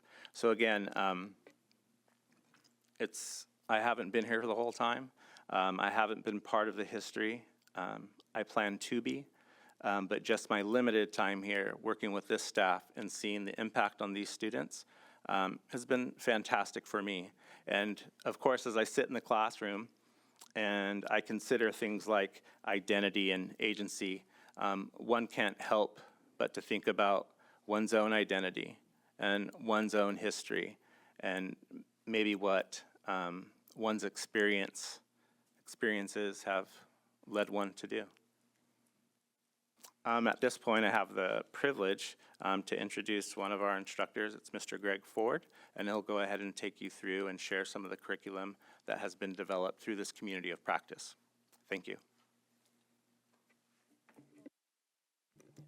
You guys have a blue folder with the work that he's going to be talking about, so you guys can pass examples around. Buenas tardes a todos. Good evening to everyone, or good afternoon, I guess. I don't know where we were starting in the middle place. And magandang hapon sa inyong lahat. I'm Greg Ford. I teach ethnic studies ethnic studies English at Aptos High School. I have the honor and privilege to do work that I have dreamt of doing for decades, that I've trained for decades. So I teach 9th, 11th, and 12th graders ethnic studies English at Aptos High. With my 12th grade class, as nascent adults, I want to give them the opportunity to reflect on their time at PVUSD and what they would have liked to have seen during their time when they were elementary students. And so I developed a project where they wrote children's books about one of their identities that they chose, that they wished that they had seen when they were growing up. And so this went along with the unit of humanization. So we wanted to look at what role do individuals play in the transformation of themselves, their communities, and larger society. And then the standard for this particular assignment is writing point 1112.3. So the students are going to use precise words, phrases, telling details, and sensory language to convey a vivid picture of the experiences, events, setting, and/or characters. So they're going to use their own personal experiences to help create a story that was either autobiographical or that they would give themselves a little bit of distance, and they would create a character that would then be driven by their own experiences here in PVUSD. And then they created an 8 to 10 page book that they designed, that they did the artwork for. They could choose the format, they could choose the layout and all of it, and we just workshopped through it the whole way through. And so the purpose is in grad school, I learned about a concept of mirrors, windows, and sliding glass doors. All literature should provide that to all of us. We all deserve it. And so mirrors is the concept that I see something, I get to see myself. The window allows me to look out into a world that is not my own, but to better understand. And the sliding glass door allows me to walk out into that world and gain even more empathy. And so it's all in an effort to increase empathy, understanding, and curiosity. The project is designed to leverage each student's lived experience as a vehicle for empowerment of themselves and elementary school kids in our district who may be having similar experiences, but not seeing that represented in the printed literature or books they read at school. Additionally, this project allows every student to envision themselves becoming a published author someday because each of our stories is valuable and impactful. And I have every hope that these stories will make their way out into the wider world. And just wanted to remind, I do believe you have samples of those stories in front of you, so as Mr. Ford's speaking, you can browse. Okay, sounds good. Just wanted to point that out. They're fantastic. If there's a character called Carlos in there you want to read about. So in order to do such a big project, and in order to do it right, it has to be multi-step. So this project unfolded over the course of 4-ish to 5 weeks, and I started with, so it's 5 separate steps, and the first step is they need to see models. What's out there already? What are the books that exist? What could they go to the library and see and read? And then where are the lacunae? Where are the gaps? What's missing? Where are they that they want to see in the world? And so they looked at, they chose 5 different books that are available that deal with topics of identity, social justice, and then they got to think about what are the different elements that go into writing a book, how would they want it to look for themselves? And then we also always look at what are the systems that are operating that authors are either pushing back against or maybe supporting. And so we want to talk about how they can think about that when they're creating their own work. And so these are some of the amazing examples. I have 55 or so 12th graders across my classes who each has their own beautiful story to share. And so I had the privilege of being able to read all of their stories and see what their life experience is and what they want to share with those who are younger than them as they can model what it looks like to be a leader in their own community. And so the topics and identities range from religion, race, sexual orientation, class, and many others. And so I could not tell you how impressed I was, not only by their artistic ability, but of course by their writing ability, because that is the main thrust of the class. And so some of the topics that we've talked about, you know, what does it mean to be a No Sabo kid? Does that make them more or less? So for those who don't know the term, No Sabo is someone who is Latino but does not necessarily know Spanish, right? Or they don't have a full facility, and then they feel some type of way about it, right? So they may feel self-conscious or they may feel less than. And so really lifting up those experiences so that other kids who are younger than them, who might be going through that, also see themselves reflected. And that was the topic of the Lost in Translation book there.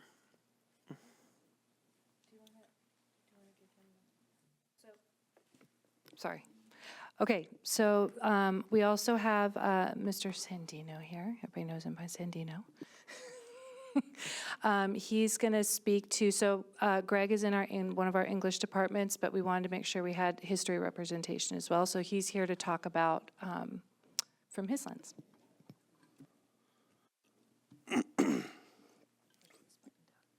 Cool. Thank you, Claudia. Good evening, board. Good evening, Superintendent Contreras. Good evening, supporters and detractors of the Ethnic Studies program. Thank you for holding this meeting. This means a lot to us as those who have struggled for so long to have our voices heard. It really does matter to us, so thank you. It's definitely part of why I volunteered to be here, because I want to be able to share our truth and kind of what we're trying to do here to cut through all the myths. I am one of the teachers who took the Ethnic Studies training through CRE, and I am a better teacher today because of it, period. Undoubtedly. I just want to re-stress how important and impactful that training was for me. I never heard one word of anti-Semitism, and if I had, I would have called it out. We don't teach hatred, nor oppression, nor intolerance, bigotry in our classrooms, period. And it's insulting to hear people claim that we're doing that, because they're not in the rooms, they're not in the meetings, they're not in the trainings. They have an agenda, and they're trying to push that agenda. Our agenda is love, and it is support for everyone, no matter who they are or where they come from. And to have people try and weaponize their identity to shut down our program is hurtful and just negative. It's one of those things that makes you want to give up, but you can't give up, right? We teach our students to be persistent, we teach them to persevere, and that's what I think a lot of our teachers have done here, as we've had to listen to these slanders and listen to these accusations. So thank you for holding this meeting to let us speak our truth. It really does mean a lot to us. I have been blessed, very lucky. I just, like Greg, I want to repeat, I've been blessed to be able to help PVUSD develop these courses. We are, as far as I know, the only school district in the state, I think, I could be wrong, but you know, that is doing integrated ethnic studies, incorporating the A to G approved courses with ethnic studies concepts and pedagogy. It's a very unique thing that we're doing, and it's been going on for long before CRE, and it's very powerful and impactful. If you read the student feedback, I'd be happy to share feedback forms I do with my students at the end of every semester. Overwhelmingly positive responses to our world history and our US history classes. So I just want to put that out there as And yeah, I have helped develop the world history course over the past several years. I was part of the initial team that helped develop that course. I taught it for 3 years, and I was also part of the team that helped develop the U.S. history course. We've had amazing teachers from Aptos, Watsonville, and myself representing PV. We've met regularly, both on contract hours and off contract hours, donating dozens, if not hundreds of hours towards this project, because it's what we believe in, and it's what we believe is right, and it's what we believe fulfills the mission of the PVUSD School District and our Ethnic Studies program. So in that regards, there's one slight little mistake on the board there. This is actually from our U.S. history class. It's not from our world history class, but I wore my special shirt today. Make America Native American again. Right? And that has a lot to do with the kind of idea behind this lesson, is looking at different perspectives as we try to understand the impact of colonization and kind of the destruction of Native American culture, identity, and I was just doing a lesson today with my students about, like, did what happened to California Native Americans rise to the standard of the United Nations definition of genocide? So we're looking at important international concepts, and then applying those concepts to our history, right? So this is kind of one of the lessons that's part of that bigger question. And we, of course, if we're going to talk about California Native Americans, we have to start at the very beginning of the history, which is the Spanish, establishment of the mission systems, and like what that meant to California Native Americans, and how Native Americans today see that history, right? Because one of the key concepts of ethnic studies, of course, is embracing multiple perspectives, looking at different viewpoints than your own to try and come up with like a better understanding of whatever topic it is we're examining. Always question the evidence, right? Always ask questions, always be insightful, and try and like understand what it is that we're looking at. So with that said, we kind of start looking at, of course, the big broad picture of, land theft over the kind of conquest and manifest destiny. We then look at California history and like what happened to California Native Americans. And then one of the concepts of ethnic studies also that we try and incorporate into our history classes is like all history is local, and like what happened here locally. So we do try and teach about the various local ethnic groups of the PVUSD, and there is absolutely a local powerful indigenous community here. So we've invited them into our classrooms to speak. I had White Hawk do a presentation in my classroom last year around like our Native American unit. And so looking locally, like what are the different perspectives around kind of the mission system from a Native American perspective?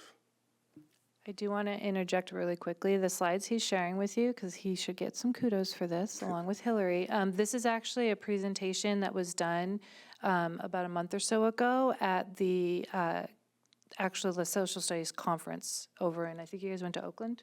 Burlingame. Burlingame. Yeah. So they were actually accepted as speakers in a larger conference. So, yay, Sandino. Thank you. I didn't want to toot my own horn, but yeah, we did. We created this lesson, and Hillary Kluger, one of our fabulous curriculum coaches, her and I kind of created this lesson together, and we were proud of it, and we wanted to share it with the state. So we did apply to the California Council of Social Studies Conference. They get hundreds of applications, and ours was accepted. So I am very proud of that. I proudly represented PVUSD along with Hillary at that conference, and so these slides are taken directly from that presentation, and I'd be happy to share more if you wanted later on. So yeah, looking at the kind of certain narratives, whose stories are told and whose stories are not told. So this is kind of the bulk of our assignment here, the basis of our assignment here. We had two different sources of information, right? One is the state parks brochure provided by the state of California. Some missions are held by the Catholic Church today, and some missions are held by the state through the state park system. Here locally, the California State Parks does run our local mission historical site, and they've been a fabulous partner to help us tell the story of the missions from multiple perspectives. So we have the brochure from state parks, and we ask students to look at that. And we have a brochure that was created by the local tribal band of the Ama Mutsun peoples. They're the direct descendants of the people who lived through Mission Santa Cruz and Mission San Juan Bautista. They're able to trace their lineage back to those places, and they are the survivors. They are the ancestors of that process. So they have their own perspective that they're bringing to this project here, right? So one here, you can see the Ama Mutsun have created their own media. They've created their own pamphlet. It's a trifold pamphlet that shares kind of what they think about the mission and the history of the mission and how the history is presented. It provides different resources for further investigation. So that was one source that our students looked at. The other source was, again, this pamphlet provided by the state parks and looking at what is the state saying about what is the sort of dominant narrative, what is the mainstream version, if you will, of this history. And I just want to draw your attention to the words at the bottom here. Our students instantly latched onto this little section here. Today, the complex of buildings standing on the site of Santa Cruz Mission is a testament to the strength of the early missionaries and the hard work of the original Indian inhabitants. And our students just latched right onto that because they're like over here, like, wait, like, you know, there's somewhere on this document here, it says forced labor and slavery, right? The Amamutsin, those are words they use. And so our students were instantly like, whoa, whoa, whoa, hard work? Excuse me? And we asked them to create a Venn diagram, right? Do some critical thinking, do some comparison, do some analysis. What is similar about these brochures, right? And put that in the middle. And then what is different about the brochures and put those on the opposite sides of the circle. And so our students kind of clearly and quickly noticed these are very different perspectives. These are very different stories, right? And so then I invited them, you know, hey, extra credit, right? Because art is awesome. Decorate your Venn diagram related to the themes of what you see in the mission, in the pamphlets. So our students created these fabulous Venn diagrams, just a couple samples there. And then the final project was to, okay, now that you've looked at these perspectives, come up with your own brochure, right? Use your critical thinking to then decide, well, what should people know? If I was in charge of creating a pamphlet that people would get when they came to the mission, what would it say? And how would we say it? And whose voices would we include? And like, why is that important? So we have we kind of used Canva, shout out to Canva for creating great templates that make it easy for our students to use, and their educational partnerships with schools. We were able to like use that resource for no expense towards the school district. And students created some really awesome, amazing, professional looking pamphlets related to the history of Mission Santa Cruz. And I don't know how many you have in there. Yeah, I was gonna say, I'm sure there's some samples in the yellow folder. Yeah. And there's just two, or you know, one in particular that we thought was a great representation of sort of some of the different perspectives, right? And you know, the students used things like forced labor. You know, they talked about like, did this rise to the level of slavery? For a lot of our students, they felt like it did. You know, we like to think of California as a non-slave state, right? We teach that it was part of the Union during the Civil War. But if we're being honest, before the gold rush and during the gold rush, there was a lot of Native American indentured servitude, which is essentially slavery, right? We talk about how African Americans, if they ran from the plantations, they would be captured and brought back and punished. And if Native Americans ran away from the missions, they would be captured, brought back and punished. You know, like this wasn't really a voluntary situation once they were brought into the missions.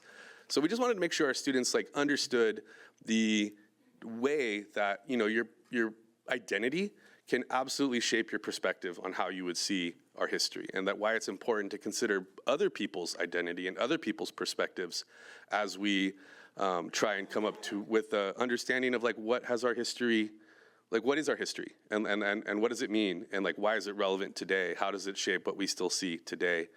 In my class, I'm not trying to just teach facts and figures and dates and names. I want to teach our students how to read the world and how to think critically about what's happening around them. You know, like the past didn't pop out of a bubble. The past comes from a series of decisions and choices that were made that have led us to where we are today.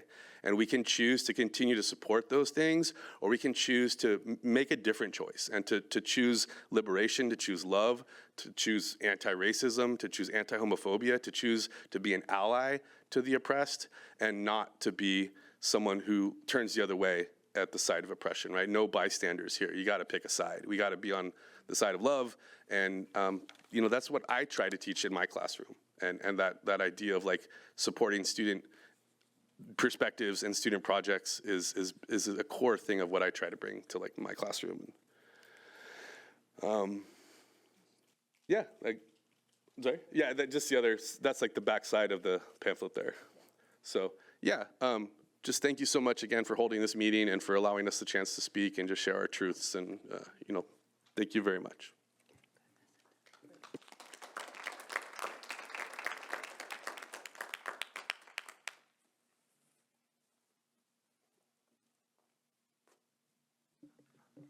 Okay, there we go. Anti-bias grant. So we'll talk a little bit about the funding.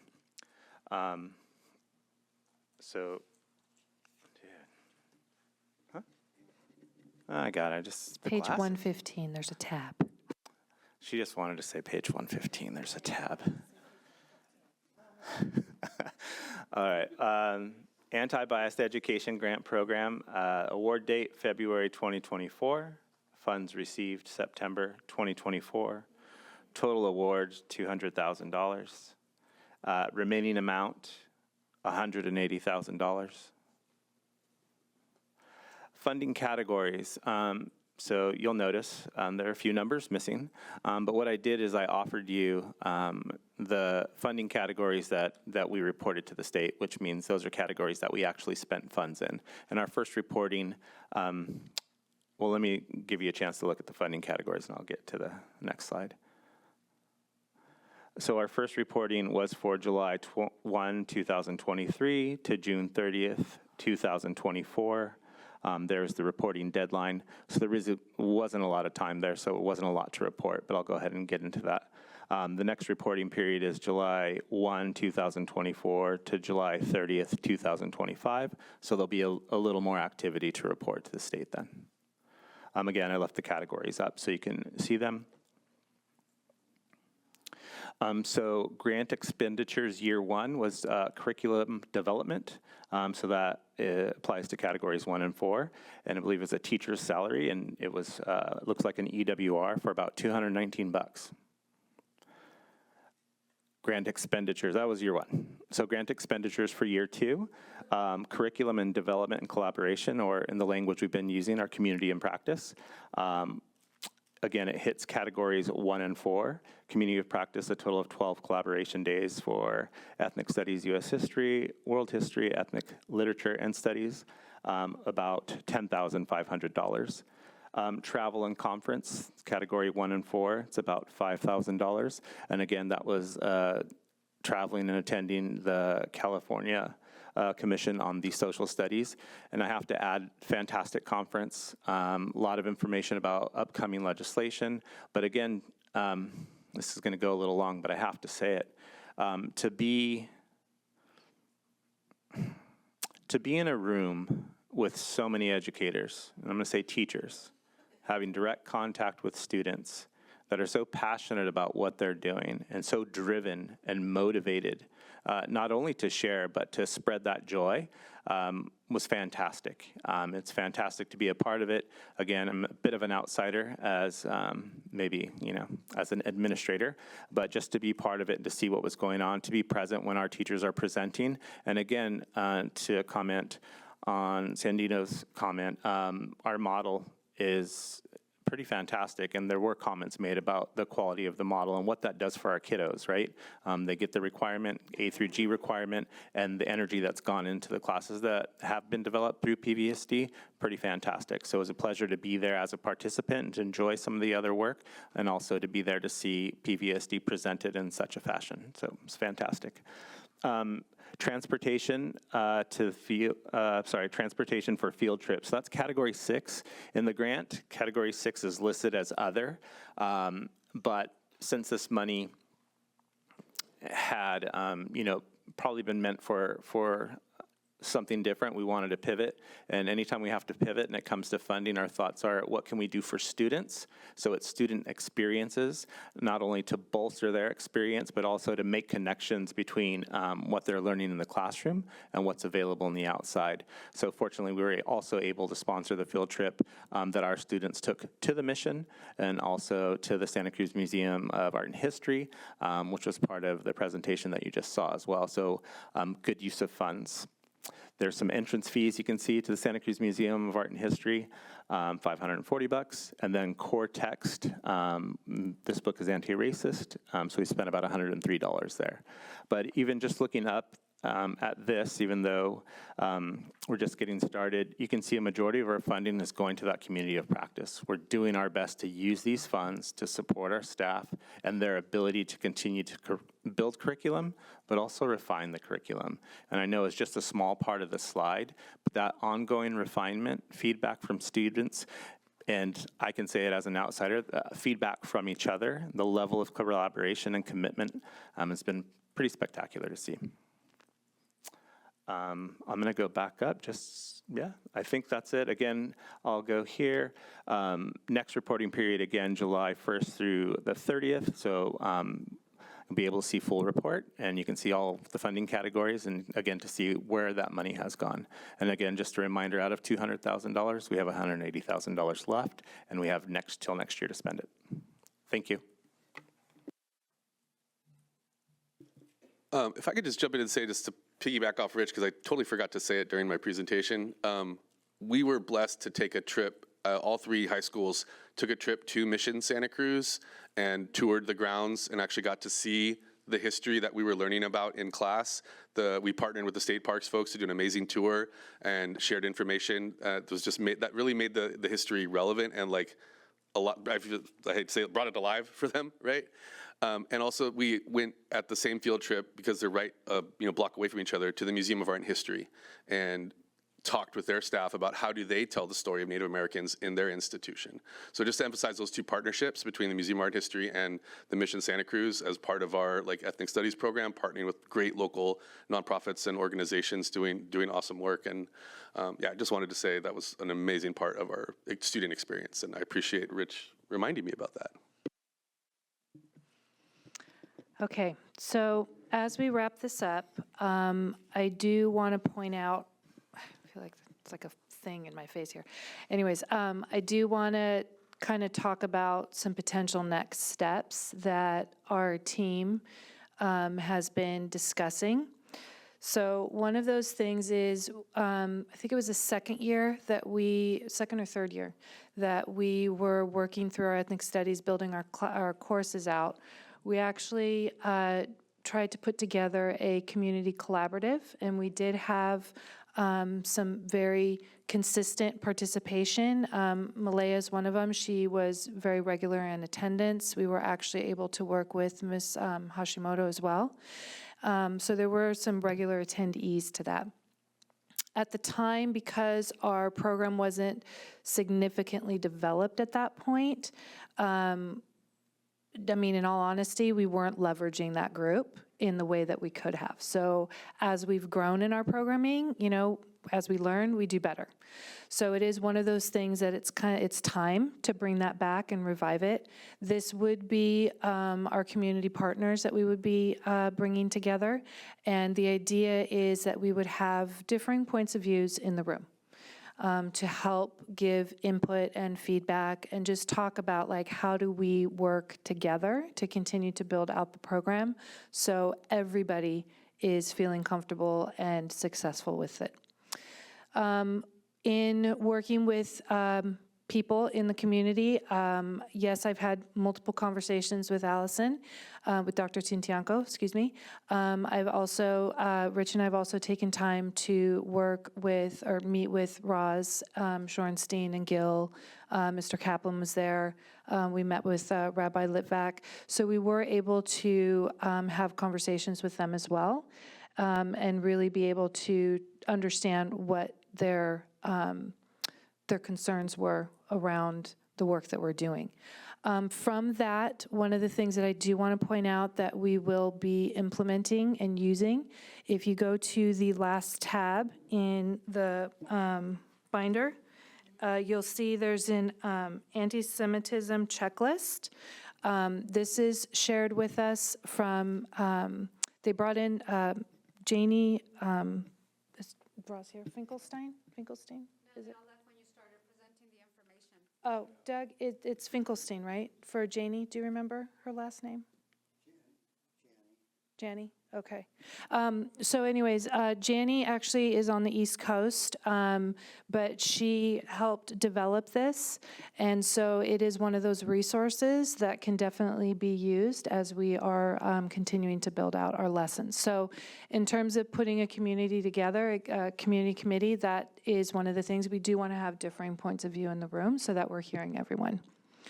The other thing that you'll see on here is we want to make sure that we're still maintaining our curriculum development and course pathway options.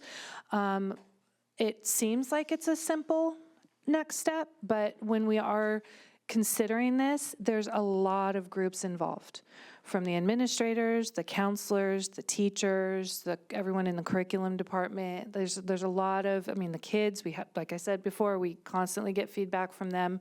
So there's a lot of moving parts in that, even though it seems just very just make a new class. It's not that simple. So, and that does require support. Ideally, we would like to be able to finish out the philosophy work as well with our administrators so that they can help support program. Building out those leadership philosophies does align with it aligns with our MTSS, it aligns with PBIS, restorative practices, it aligns with a lot of different things, not to mention the community responsive pedagogy as well.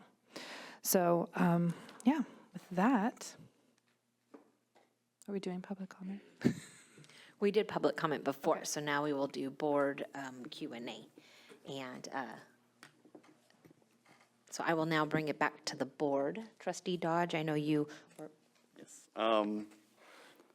One thing I just want to say, before ethnic studies, Mr. Sandino has always been working on ethnic studies. I've known him since the late 1990s, and he eats, breathes, and sleeps ethnic studies. This isn't just a presentation. He's dedicated his life to this, so I just wanted to acknowledge Sandino. As someone from the previous board, I believe I owe my constituents and the people of Watsonville an answer. As someone who grew up Latino, whose daughter's abuela still to this day can't speak English, and whose family carries the last name Dodge, I understand the complexities of identity. My great-grandfather once told my grandfather, Bill Dodge, from the Watsonville High School class of 1948, that if his best man was Japanese, he would not attend my grandmother and grandfather's wedding, and he did it. And so my grandfather's response was, F off. Additionally, my great-grandmother has the Star of David on her gravestone because my great-grandfather served in World War I, and they both lay on this military cemetery in South San Francisco. In my trustee area, there's a rich history spanning hundreds of years representing many ethnicities. We have a Buddhist temple on Bridge Street, a Catholic church on Main Street, a former Chinese temple on Riverside, a Lutheran church off Martinelli Street, and what I believe is a mixed Japanese and Latino church on First Street. So with my perspective, I believe we should find a way to engage who find CRE as anti-Semitic. I do not know Professor Allison T. Cabales personally, but I do know the Filipino community here in Watsonville. I know their history, I know the people, and I understand the significance of their contribution to the Pajaro Valley. I recognize their impact on the United Farm Workers and the violence they had to endure, yet they continue to love this community called Watsonville in the Pajaro Valley, calling themselves Wildcats Americans, and proudly carrying their Pinoy Pinay pride. Like many races and ethnicities who put their hands in the dirt to work this land and feed our community in the world, the Filipino broke their backs and their bodies in the fields. Their sacrifices helped build the agricultural foundation of the Pajaro Valley. The last names of Filipino leaders in Watsonville, such as the Victories, Aquinos, Mamaros, Cambanbans, Galeras, and Ian Hall teacher Mr. Tabasa, and the Tagamis are also the names of my former Watsonville High School classmates and friends. I didn't know 2 years ago that my vote would affect the history of these people. So with that, I would like to apologize to the Filipino community of Watsonville and to all the Filipinos whose history, sacrifice, and dedication helped shape the Pajaro Valley. Thank you.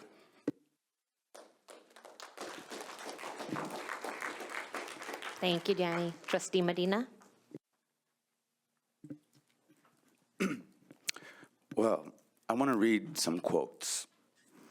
Broken windows prove these protests are violent. Focus on assimilation, not division. Outside agitators are manipulating these students. These were the very words that were used against those students who walked out in 1969 during the Chicano movement because their education was not being seen in those schools. And you could clearly hear the paralleled language that is coming out. And let me tell you a cool concept, because I know to some people in this audience, a dangerous person is an educated ethnic person. So I'll challenge that notion. And I want to show you guys, since my background is in media manipulation, propaganda, and really seeing what people are truly saying. So today, we had what we call elite capture, which is when a privileged few dictating what counts as truth in ways that reinforce their power. Guess what the phrase was during the Chicano movement? Education, not eradication. And guess what we heard here tonight? Education, not indoctrination. To this day, our struggle is being hijacked by groups that do not want us educated. And that is quite sad. To the students that are watching this, you are the future. Your voices matter to me more than these people that showed up here, because guess what? This is your community. And for far too long, we haven't been able to learn about our history. The fact that students of my generation had to go to college and get in debt just to learn about who we were. And that's the sad reality. Now, there's a phrase that I'm sure some folks in here aren't familiar with, which is ni de aquí, ni de allá. Not from here and not from there. Many of us have experienced that. And the last thing that we need is somebody telling us that our history doesn't matter. If you look at the demographics of this area, we are predominantly Latino, Mexicano, Chicano. That is who we are, Filipino, Japanese, Chinese. And our community has always been impacted by this government. The Chinese Exclusion Act, the Japanese Exclusion Act, the Mexican Repatriation Act, Operation Wetback. These were things that were used against us. And it's sad that we don't learn about these things in high school. And why don't they want us to learn these things in high school? Because if we are educated, we are going to be able to critically think about what is going on in the world right now. So, there was a lot of folks in here that were using one type of media manipulation that I like to call out, which is an appeal to emotion. That was used right at the top. And people will do that in order for you to cave in to their ideologies. So, for the person that is sitting in this room, their time is up. The next generation is here, and we are going to continue to advocate, to put our histories in the books, and to make sure that everybody is seen, including our Arab and Muslim community as well. What is going on right now is horrible. There is a live genocide that is happening. And if students are being able to see this live, they are seeing this live and unfold in front of them. And we need to have those conversations. And I'll tell you this little anecdote. I got told to go back to Palestine because somebody thought I was Arab. And then I said, I'm Mexican, but I don't use Palestine as a slur to me at all. I take pride in that because those people are fighting for their dignity, their lives, and their self-determination to stay on the land that was theirs. The history of this nation is built on people coming in and taking from us. Now, I study Nahuatl philosophy, and there's one phrase, or when the Franciscans came in and started converting people and telling them this is the right way to salvation, the Nahuatl people, they said, all right, but we want to leave you with this. We notice that you all, pale people, You take and never give back. You take and never give back. You take our minerals and you don't give back. You take our crops, you don't give back to the native people. You take and you don't give back. I am tired of living in a world where we take so much from people who need the most support and we don't give back. So, with that being said, I hope my fellow trustees really see that you have a big decision in your hands. 3 of us were elected because the people chose to put us in these seats to advocate for them, to make sure that their community vision was being upheld. And for those of you that were elected or appointed or were with the previous board, you know, especially those on the previous board, I wish you would have stood up a lot more like we're doing now. But I get it. It takes a leader to show you how to do that. And I'm glad us 3 are here to show you how to lead in this moment, especially at a time where we have our own community being deported, people being kidnapped, people being sent to Venezuela simply for having tattoos. I refuse to live in a world where we don't acknowledge truth. And I refuse to live in a world where we try reimagining the past to benefit certain people. So I'll say it again. That person in this room just got owned, and I hope he knows that. Thank you all so much. Thank you. Anyone else from the board? Trustee Turley. I was hoping I didn't have to go after Daniel. That was very moving. Thank you so much for sharing that. Some of you who are here on a regular basis know I get very emotional. I know I'm going to do that right now. Oh, here we go already. Okay. You got it. Thank you. I'm amazed by the growth that I've seen in the students that we've seen, you know, for a long time I was out there and now up here. And I think that has a lot to do with parent support, but obviously it has a lot to do with their educators and opening up their minds and their opportunities, and bless you for the work that you do. Now I can't read because I have tears in my eyes. You know, we've all had teachers most of our lives, either informal or we've all gone to school, right? We've all had teachers. And it really strikes me that those who are teaching ethnic studies have the opportunity to really practice your craft and not just, here's another copy of, you know, the form or the workbook that you're supposed to fill out today, students, but you're looking at what your students are doing, what they're needing, and you're listening to them and getting feedback and trying to be responsive to what they're telling you they need and want. I acknowledge the wrongs to the indigenous people who lived in this area before us. I acknowledge the wrongs to the African American people who were brought here and their descendants who still suffer from that generational trauma. I recognize and acknowledge the pain of the Chinese people who came here. You can still visit Nisene Marks and see some of the places or the remnants of the places where people lived when they were removing all of the old growth redwood from this area. I recognize the pain of the people of Tulsa and the Tulsa Race Massacre, which was hidden and erased from history for years, just as now we can see people who are putting effort into erasing the histories of people who have been here, people who have served in the military, people who have invented and done great things, and there's an effort to erase them. We need to stand up so that doesn't happen. We need to write those stories. We need to interview people and have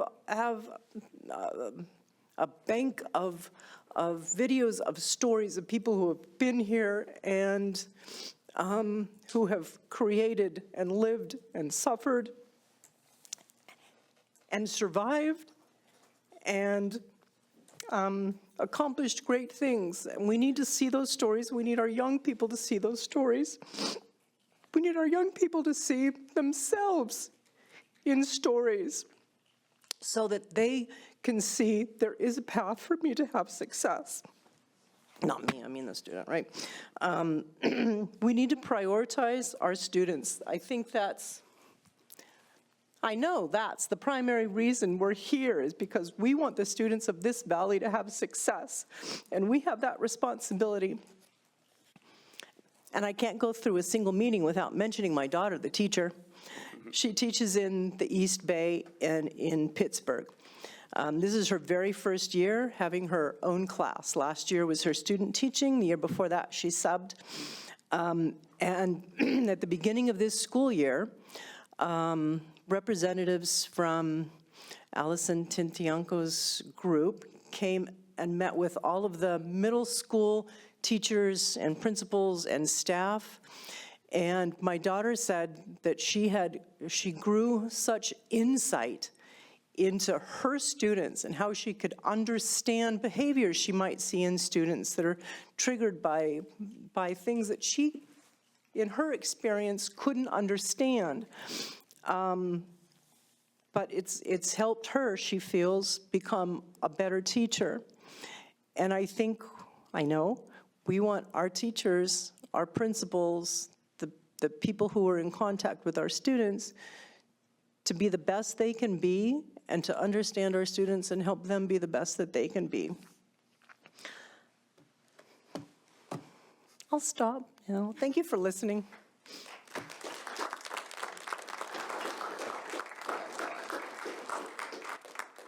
Thank you. Do we have anyone else from the board who would like to speak? Trustee Flynn?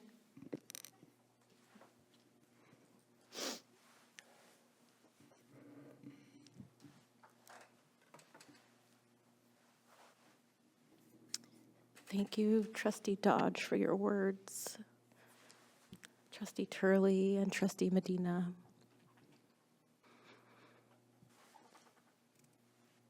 And the public, I respect you so much. I apologize for being late, and I never want that to be a reflection of how important this is for me. And many of you watching and here in this room have been very curious about where I stand on this. If you know anything about me, if you've looked at my work over the last 5 years, I think it speaks for itself.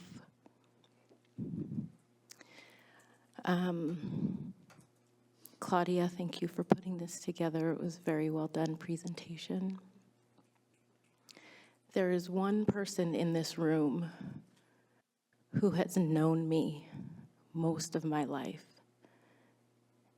and who, alongside me, has been denied history of self.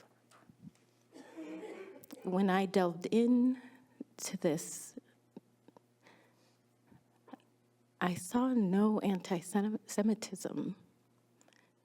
I saw love. It jumped out at me.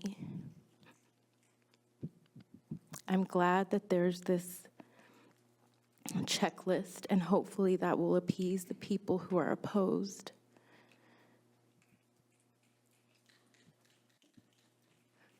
I was denied a history that belongs to me,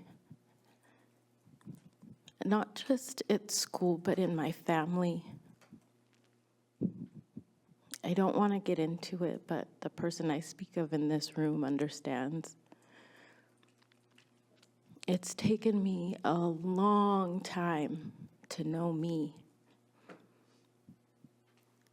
And the questions that are asked and the work that you two have done in giving these students allows them to love themselves I've never known any sort of pedagogy that does that. Maybe art, but this really gets down to it. And Mr. Moran, I think that may be why you're attracted to it so much, because many of us come from a similar generation where we were denied our history. And the standard to which we were taught was not ours. And it was nothing that we could ever attain or accomplish. And so with this, there's reflection. You get to see personal empowerment and people who look like you and celebrate it all without denying any of the culture, without denying any of the struggle, and celebrating the joy and celebrating the resilience that comes with that. Our area, Watsonville, growing up here, it has rich history. I remember going to I just drove past it at 3 o'clock in the morning the other day. The Mansion House. I used to go there with my grandma when they had brunches there, and I just would imagine what Watsonville was like and the history and the true history that had been denied. Could you imagine what Watsonville would be like if this curriculum had been given 30 years ago? We would be a different place.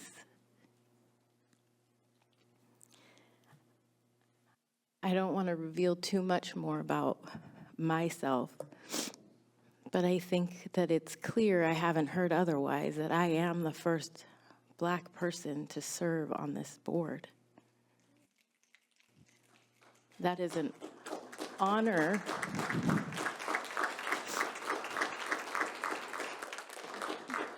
But it is also a problem.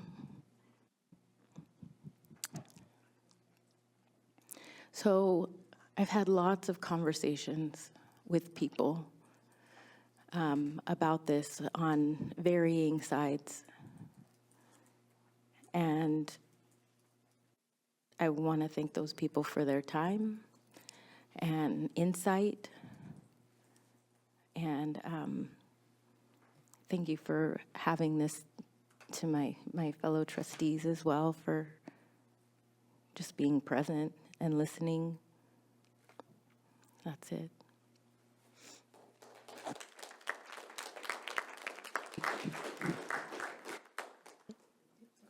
Oh, no? Oh, Trustee Carrasco? Okay. Can you guys hear me? I miss being in the classroom and doing those projects. When I taught ethnic studies, I never taught hate or division. I taught history and social issues because I wanted students to understand who they are, why they are here, and why they matter. I firmly believe that ethnic studies guides students in a positive direction and helps them build resilience, confidence, and understanding. Ethnic studies is why I do art, because I understand the impact that images, symbols, and quotes can have on people. It's why I started a scholarship for students here in Watsonville. It's why I became a teacher.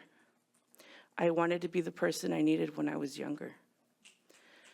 And it's why I'm sitting here today, because I hope that when students see me here, they'll realize that they too can be in this seat someday.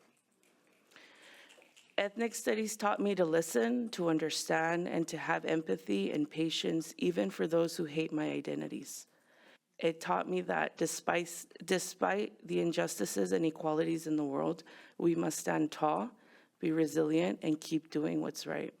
So I hope that this board will do the right thing and support ethnic studies.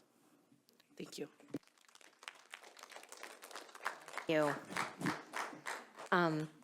Thank you for this presentation. That was really wonderful, and I love that we've now showed our community how robust of an ethnic studies program we do have. And I could see that our staff has really taken it seriously to make sure that, to include our culture here. I grew up close to Trustee George. I believe I was a senior, you were a freshman at Watsonville High. Beautifully said.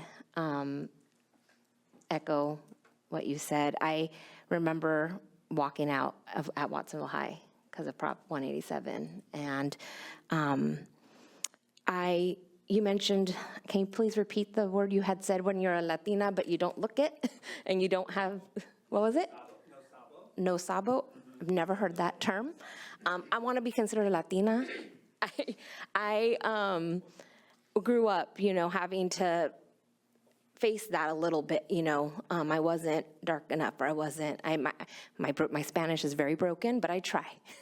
And my grandmother, we just lost her recently, didn't speak English. She was a cannery worker. And, we lived that, the cannery strikes. And I love that we're putting this into our curriculum and teaching our children. I think back on September 13th, what I can, reflect on what has happened since then. And I hear the community, I hear the voices, and I have trust in PVUSD staff to ensure that our students are being taught love and not hate. And hopefully, as we heard from the Brazas, not oppressor, oppressee. And so I, look forward to seeing, how ethnic studies will grow in our community, because as stated before, it is a requirement. And if we're going to be required to do it, we're going to do it the best we can. And with the right curriculum. And so, like I said, I have trust in our superintendent and in our staff to make sure our students are being taught exactly what they need to be taught. Trustee Navarro? So since October, I've been trying to wrap my head around this issue because I came in to a pretty hot meeting, my first one. And so just to give you some background on the things that I've done, I have met with the Jewish community leaders. I met with Nat and Eli. I met with the Barrazas. I have, tried to do my research on this, and actually most recently I met with Dr. Allison Tintiango Cobales, which apparently she told me I was only the third person that she had talked to, which was a little disappointing. And we had a lovely conversation. I think ethnic studies is so important, and I was trying to figure out where the problems were, because I felt like right here in Pajaro Valley, we have so many stories of marginalized communities who have been exploited. And so I didn't understand where the issues were. So I'm going to address the elephant in the room of what the issues are, right? So what I've kind of discovered is the main issue is Israel-Palestine. And I didn't understand how that tied in to the stories of Pajaro Valley, because that's a world away.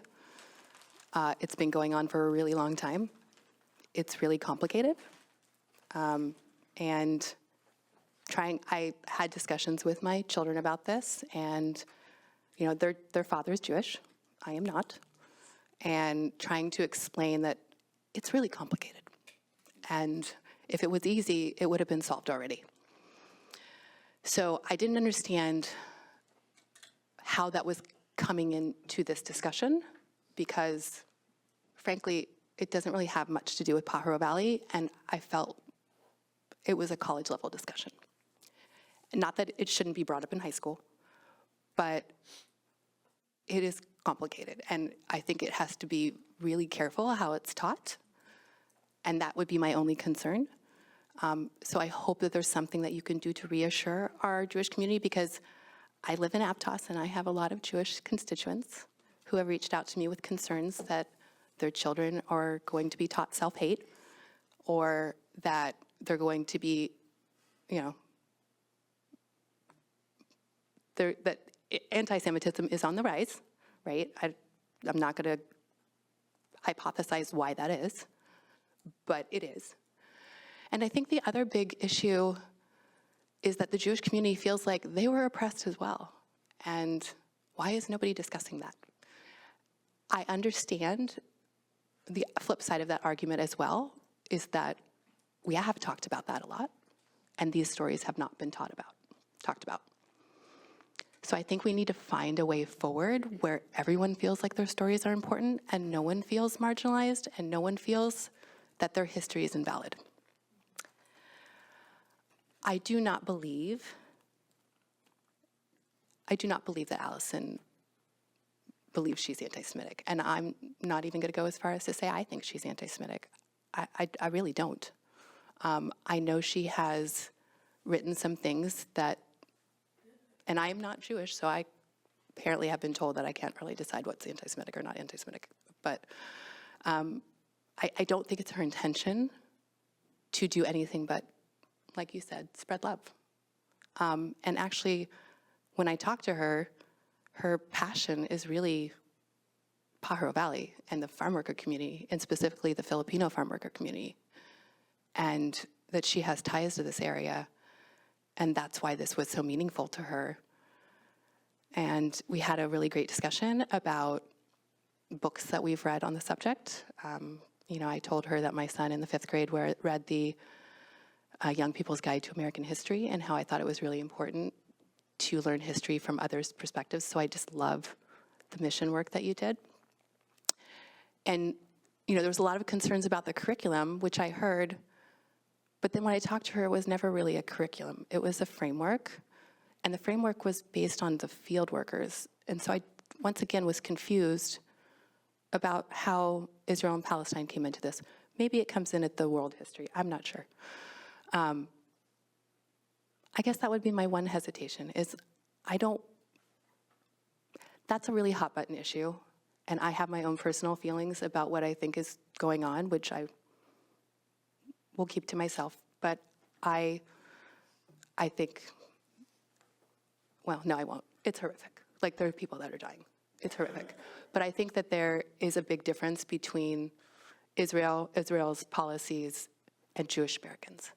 And they often all get lumped into one, which is part of why anti-Semitism is on the rise.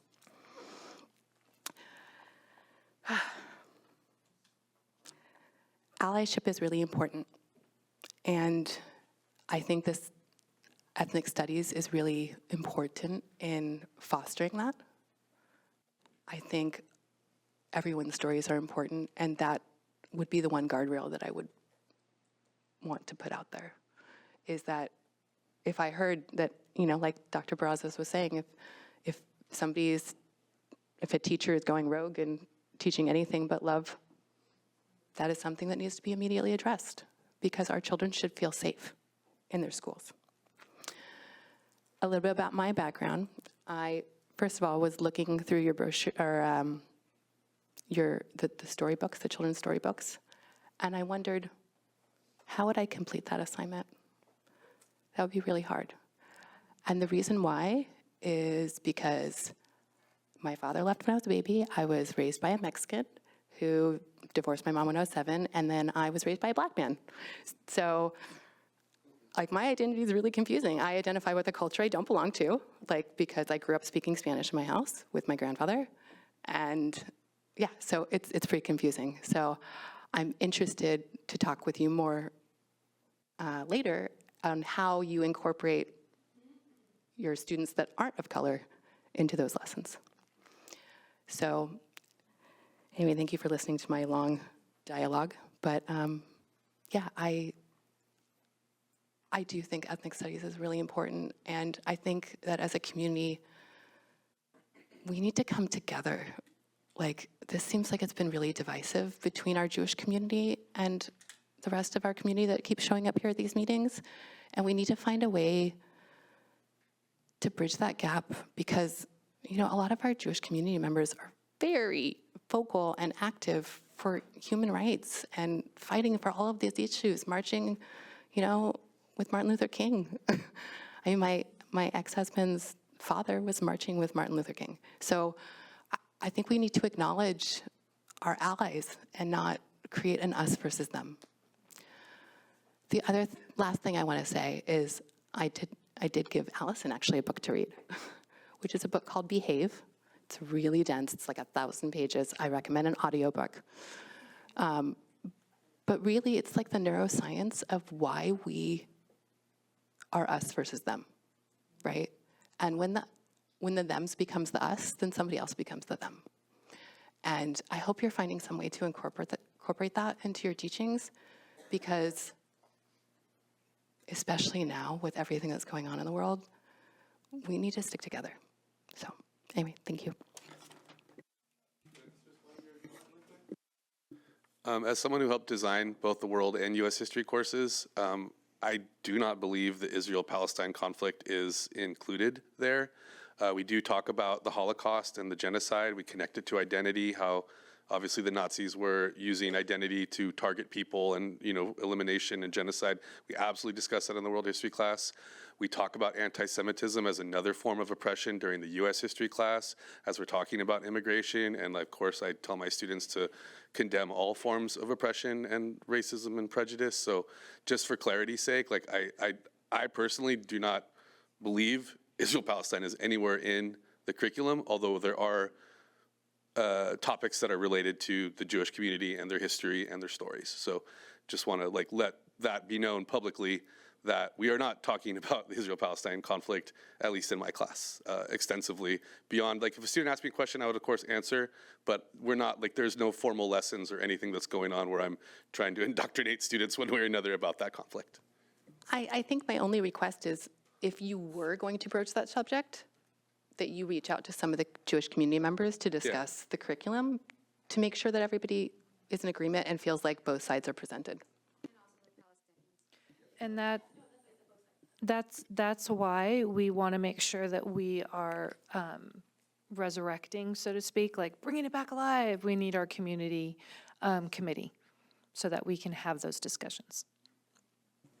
And then, did you, Trustee Navarro, did you want to, oh, sorry, go ahead. Hold on. Well, was this still continue? Because we still have one more to hear from. Nope. Okay, so I just want to say, beautifully said. I love that you were able to, I love that you were able to see both sides and trying to bring both sides together. So I definitely appreciate that. And then, yes, Trustee Esqueda would like to speak. Yeah, thank you, Claudia. I just wanted to thank you for the presentation because it was beautiful, and thank you for the teachers. I know I've talked to you, Mr. Ford, about once or twice at Aptos. I was just a little confused about the divisive language claimed by this curriculum when I've only seen unity through it. And, I took ethnic literature my sophomore year, but I wasn't able to continue just with the AP courses. But back to the conversation about identities, that's all I learned. And I never learned to hate. If anything, I've only learned to spread more love. And I just find it a little ironic, so to speak, that the individuals who, are purporting to, support ethnic studies and talk about education are the same individuals who are not in the classroom on a daily basis. And I've never heard an instructor come and speak out against CRE or ethnic studies curriculum. And I think that speaks volume because, these individuals are the ones who are in the classroom on a daily basis talking to students. And like Joy said over here, Trustee Flynn, I have yet to see any form of anti-Semitism in this curriculum. And I've met with the opposition too, and I've also received some really condescending emails titled Democracy 101, trying to lecture the youth. So I think a lot of the language that was stated here has only caused more division, when in reality we should be unifying our community. And I think that's what a majority of you have come out here to do. And I thank you for that, for coming to these board meetings for the past year and a half, because your voices have led us to where we are today. And I thank you all for that. Trustee Flynn?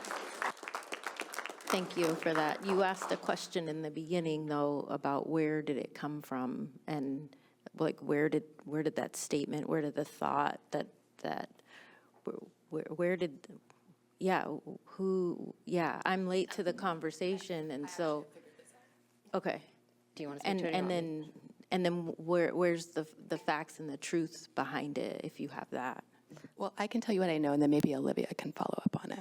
First of all, I want to acknowledge that a reason a lot of our Jewish folks left is because today's Shabbat. So, just to let you know. And we didn't really think about that when we planned the meeting. So, Allison has strong views about what's going on in Palestine, in Israel, and has written extensively on it. And I think because of that, it was assumed that that's what's being taught in the classroom. It's my impression. Can you correct me if I'm wrong? So her personal views were brought into, okay, from a collegiate level? Okay. I can only speak to what was presented to the board back in September, and what was presented was a letter of concern from our state superintendent of schools, warning districts to steer clear of liberated ethnic studies. And to back up more from that even, so when the governor chose to, and correct me, you guys are the pros in the room, so correct me if I'm wrong, but let me say what I'll say, and then I would love to be corrected if my thinking is wrong. But when the governor decided to enact AB 101, then he thought, let's put together a group of professionals to create this standardized curriculum that we could then provide to school districts, because if we're going to require this, we need to give them support. So he pulled together a group, and Allison was chair of that group. Dr. Tintiano Cobales. And so they came up with their curriculum, and it was tested, and it came back with quite a bit of stuff that that some of the people who tested it did not approve of, including, I haven't seen proof of this because I've searched the internet to see like what exactly was taken out. I can't find that anywhere. But it was a lot of Jewish community people and other communities that were, wanted some items removed. And so when that was done, a large group of people said, well, we don't want our name on this. And so that's the background that was given to the board back then, and which kind of, so.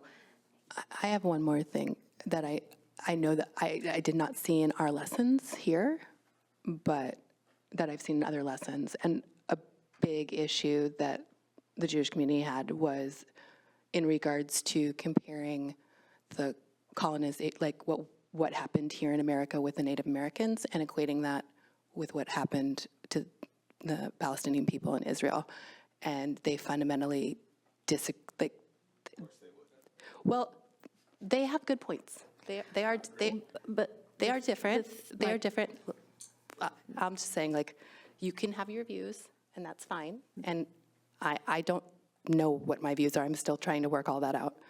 But I think that was a big point of contention, and actually so much that these groups actually went and got those lessons pulled from schools on the peninsula. Okay, and we have 5 minutes left, so I would like to give Claudia a chance to. Thank you, Trustee Flores. So I do want to speak to what Trustee Flores was talking about. If you guys, in your binder on page 3, is actually the letter that came from Governor Newsom stating that the lessons that were removed from the model curriculum should not be used in schools. So I highlighted on there the verbiage that addresses, it says courses should not include portions of the initial draft curriculum that had been rejected by the Instructional Quality Commission due to concerns related to bias, bigotry, and discrimination. So the model curriculum that is actually online right now does not include those. And I appreciate Trustee Flores trying to find them, but you're not gonna, because they were pulled. So, which means we as a district, no district has access to those. And then, going to what Trustee Navarro was saying, yeah, there is stuff out there that has been written by Dr. Tintianco, but those are not, again, she's not writing our lessons for us. So I think that that's a really key thing for folks to understand. That's the clarification that I was looking for. Thank you. Yeah. Okay, thank you. And I have a quick question about the assembly bills that are out there. Is there, there's the one that stalled, is there a second one? Yeah, there's the, let me go back to those. Yes, there's two of them. One has stalled and one, I believe, is still in the works. Oh, it shut down, so now I'm going to try and like. And my second question to that is, This one. should these pass, is that going to affect us at all? No, I mean, AB 2918, we would be able to, thank you. I was like, oh no. We will be able to satisfy that with our community committee, because that's where we would be able to bring in all the specified stakeholders in that bill. So that's another reason. Again, there's multiple reasons why we need to bring that committee back. And then this one, no, I think actually for this, what this would do is just would be able to align us with the state, basically, right? Giving us those standards that we need. Which one? This one? Clear content standards for ethnic studies, ensuring alignment with other. This one is to create a standard curriculum. Right, well, it would be Like across the standards-based. Right, it would be standards-based. Yeah. Right. Well, we have, right, we have our, yes. Yeah. But this would also provide the standards from the state level. That would be part of it. Can I comment now? Yeah, you have about 3 more minutes. I'll take it. I'm hearing what you're saying about the Jewish community, and I'd also like, since you loved my last book recommendation that I give you, I'll give you this one, The 100 Years War on Palestine by Rashid Khalidi. You should read that and kind of get a bigger, wider scope of what is going on currently, because some of the things you were saying were, just read the book. So, and let's talk about Mr. Daddy Newsom. So Gavin Newsom rejected the original draft on the ethnic studies curriculum presented by the original ESMC group, which was applauded by Jemena, which is the Jewish Indigenous to the Middle East and the American Jewish Committee, the AJC. They lobbied to scrap the original ethnic studies curriculum, stating it was filled with anti-Semitism because it was critical of capitalism, colonialism, and included information about the Palestinian people.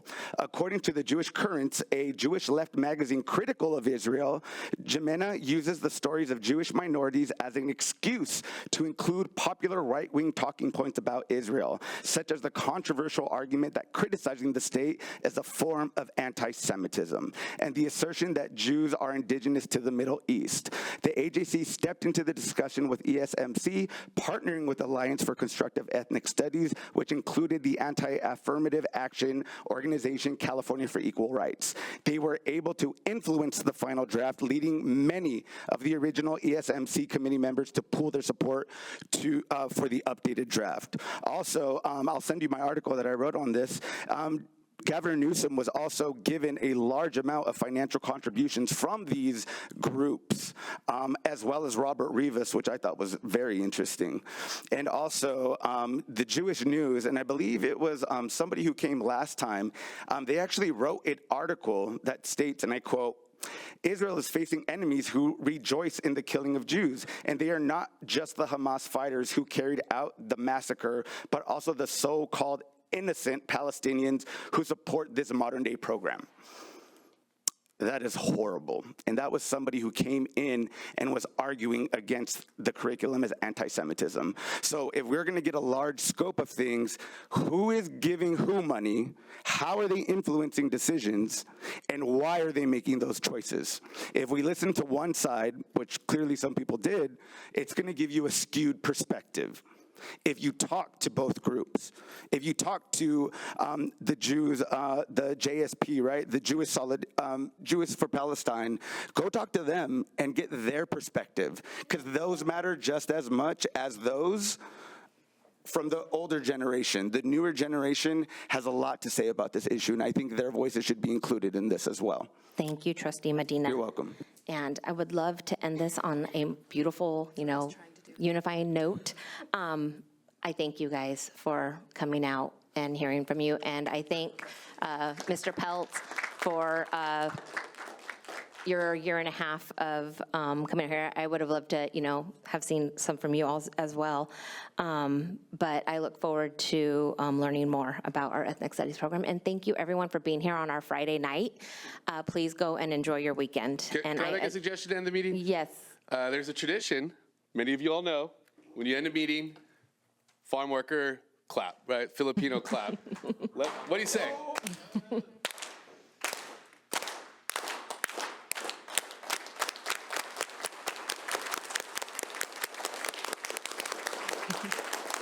Thank you. And with that, I adjourn our, I adjourn our meeting at 8:01. One more book recommendation, The everyone. Lemon Tree.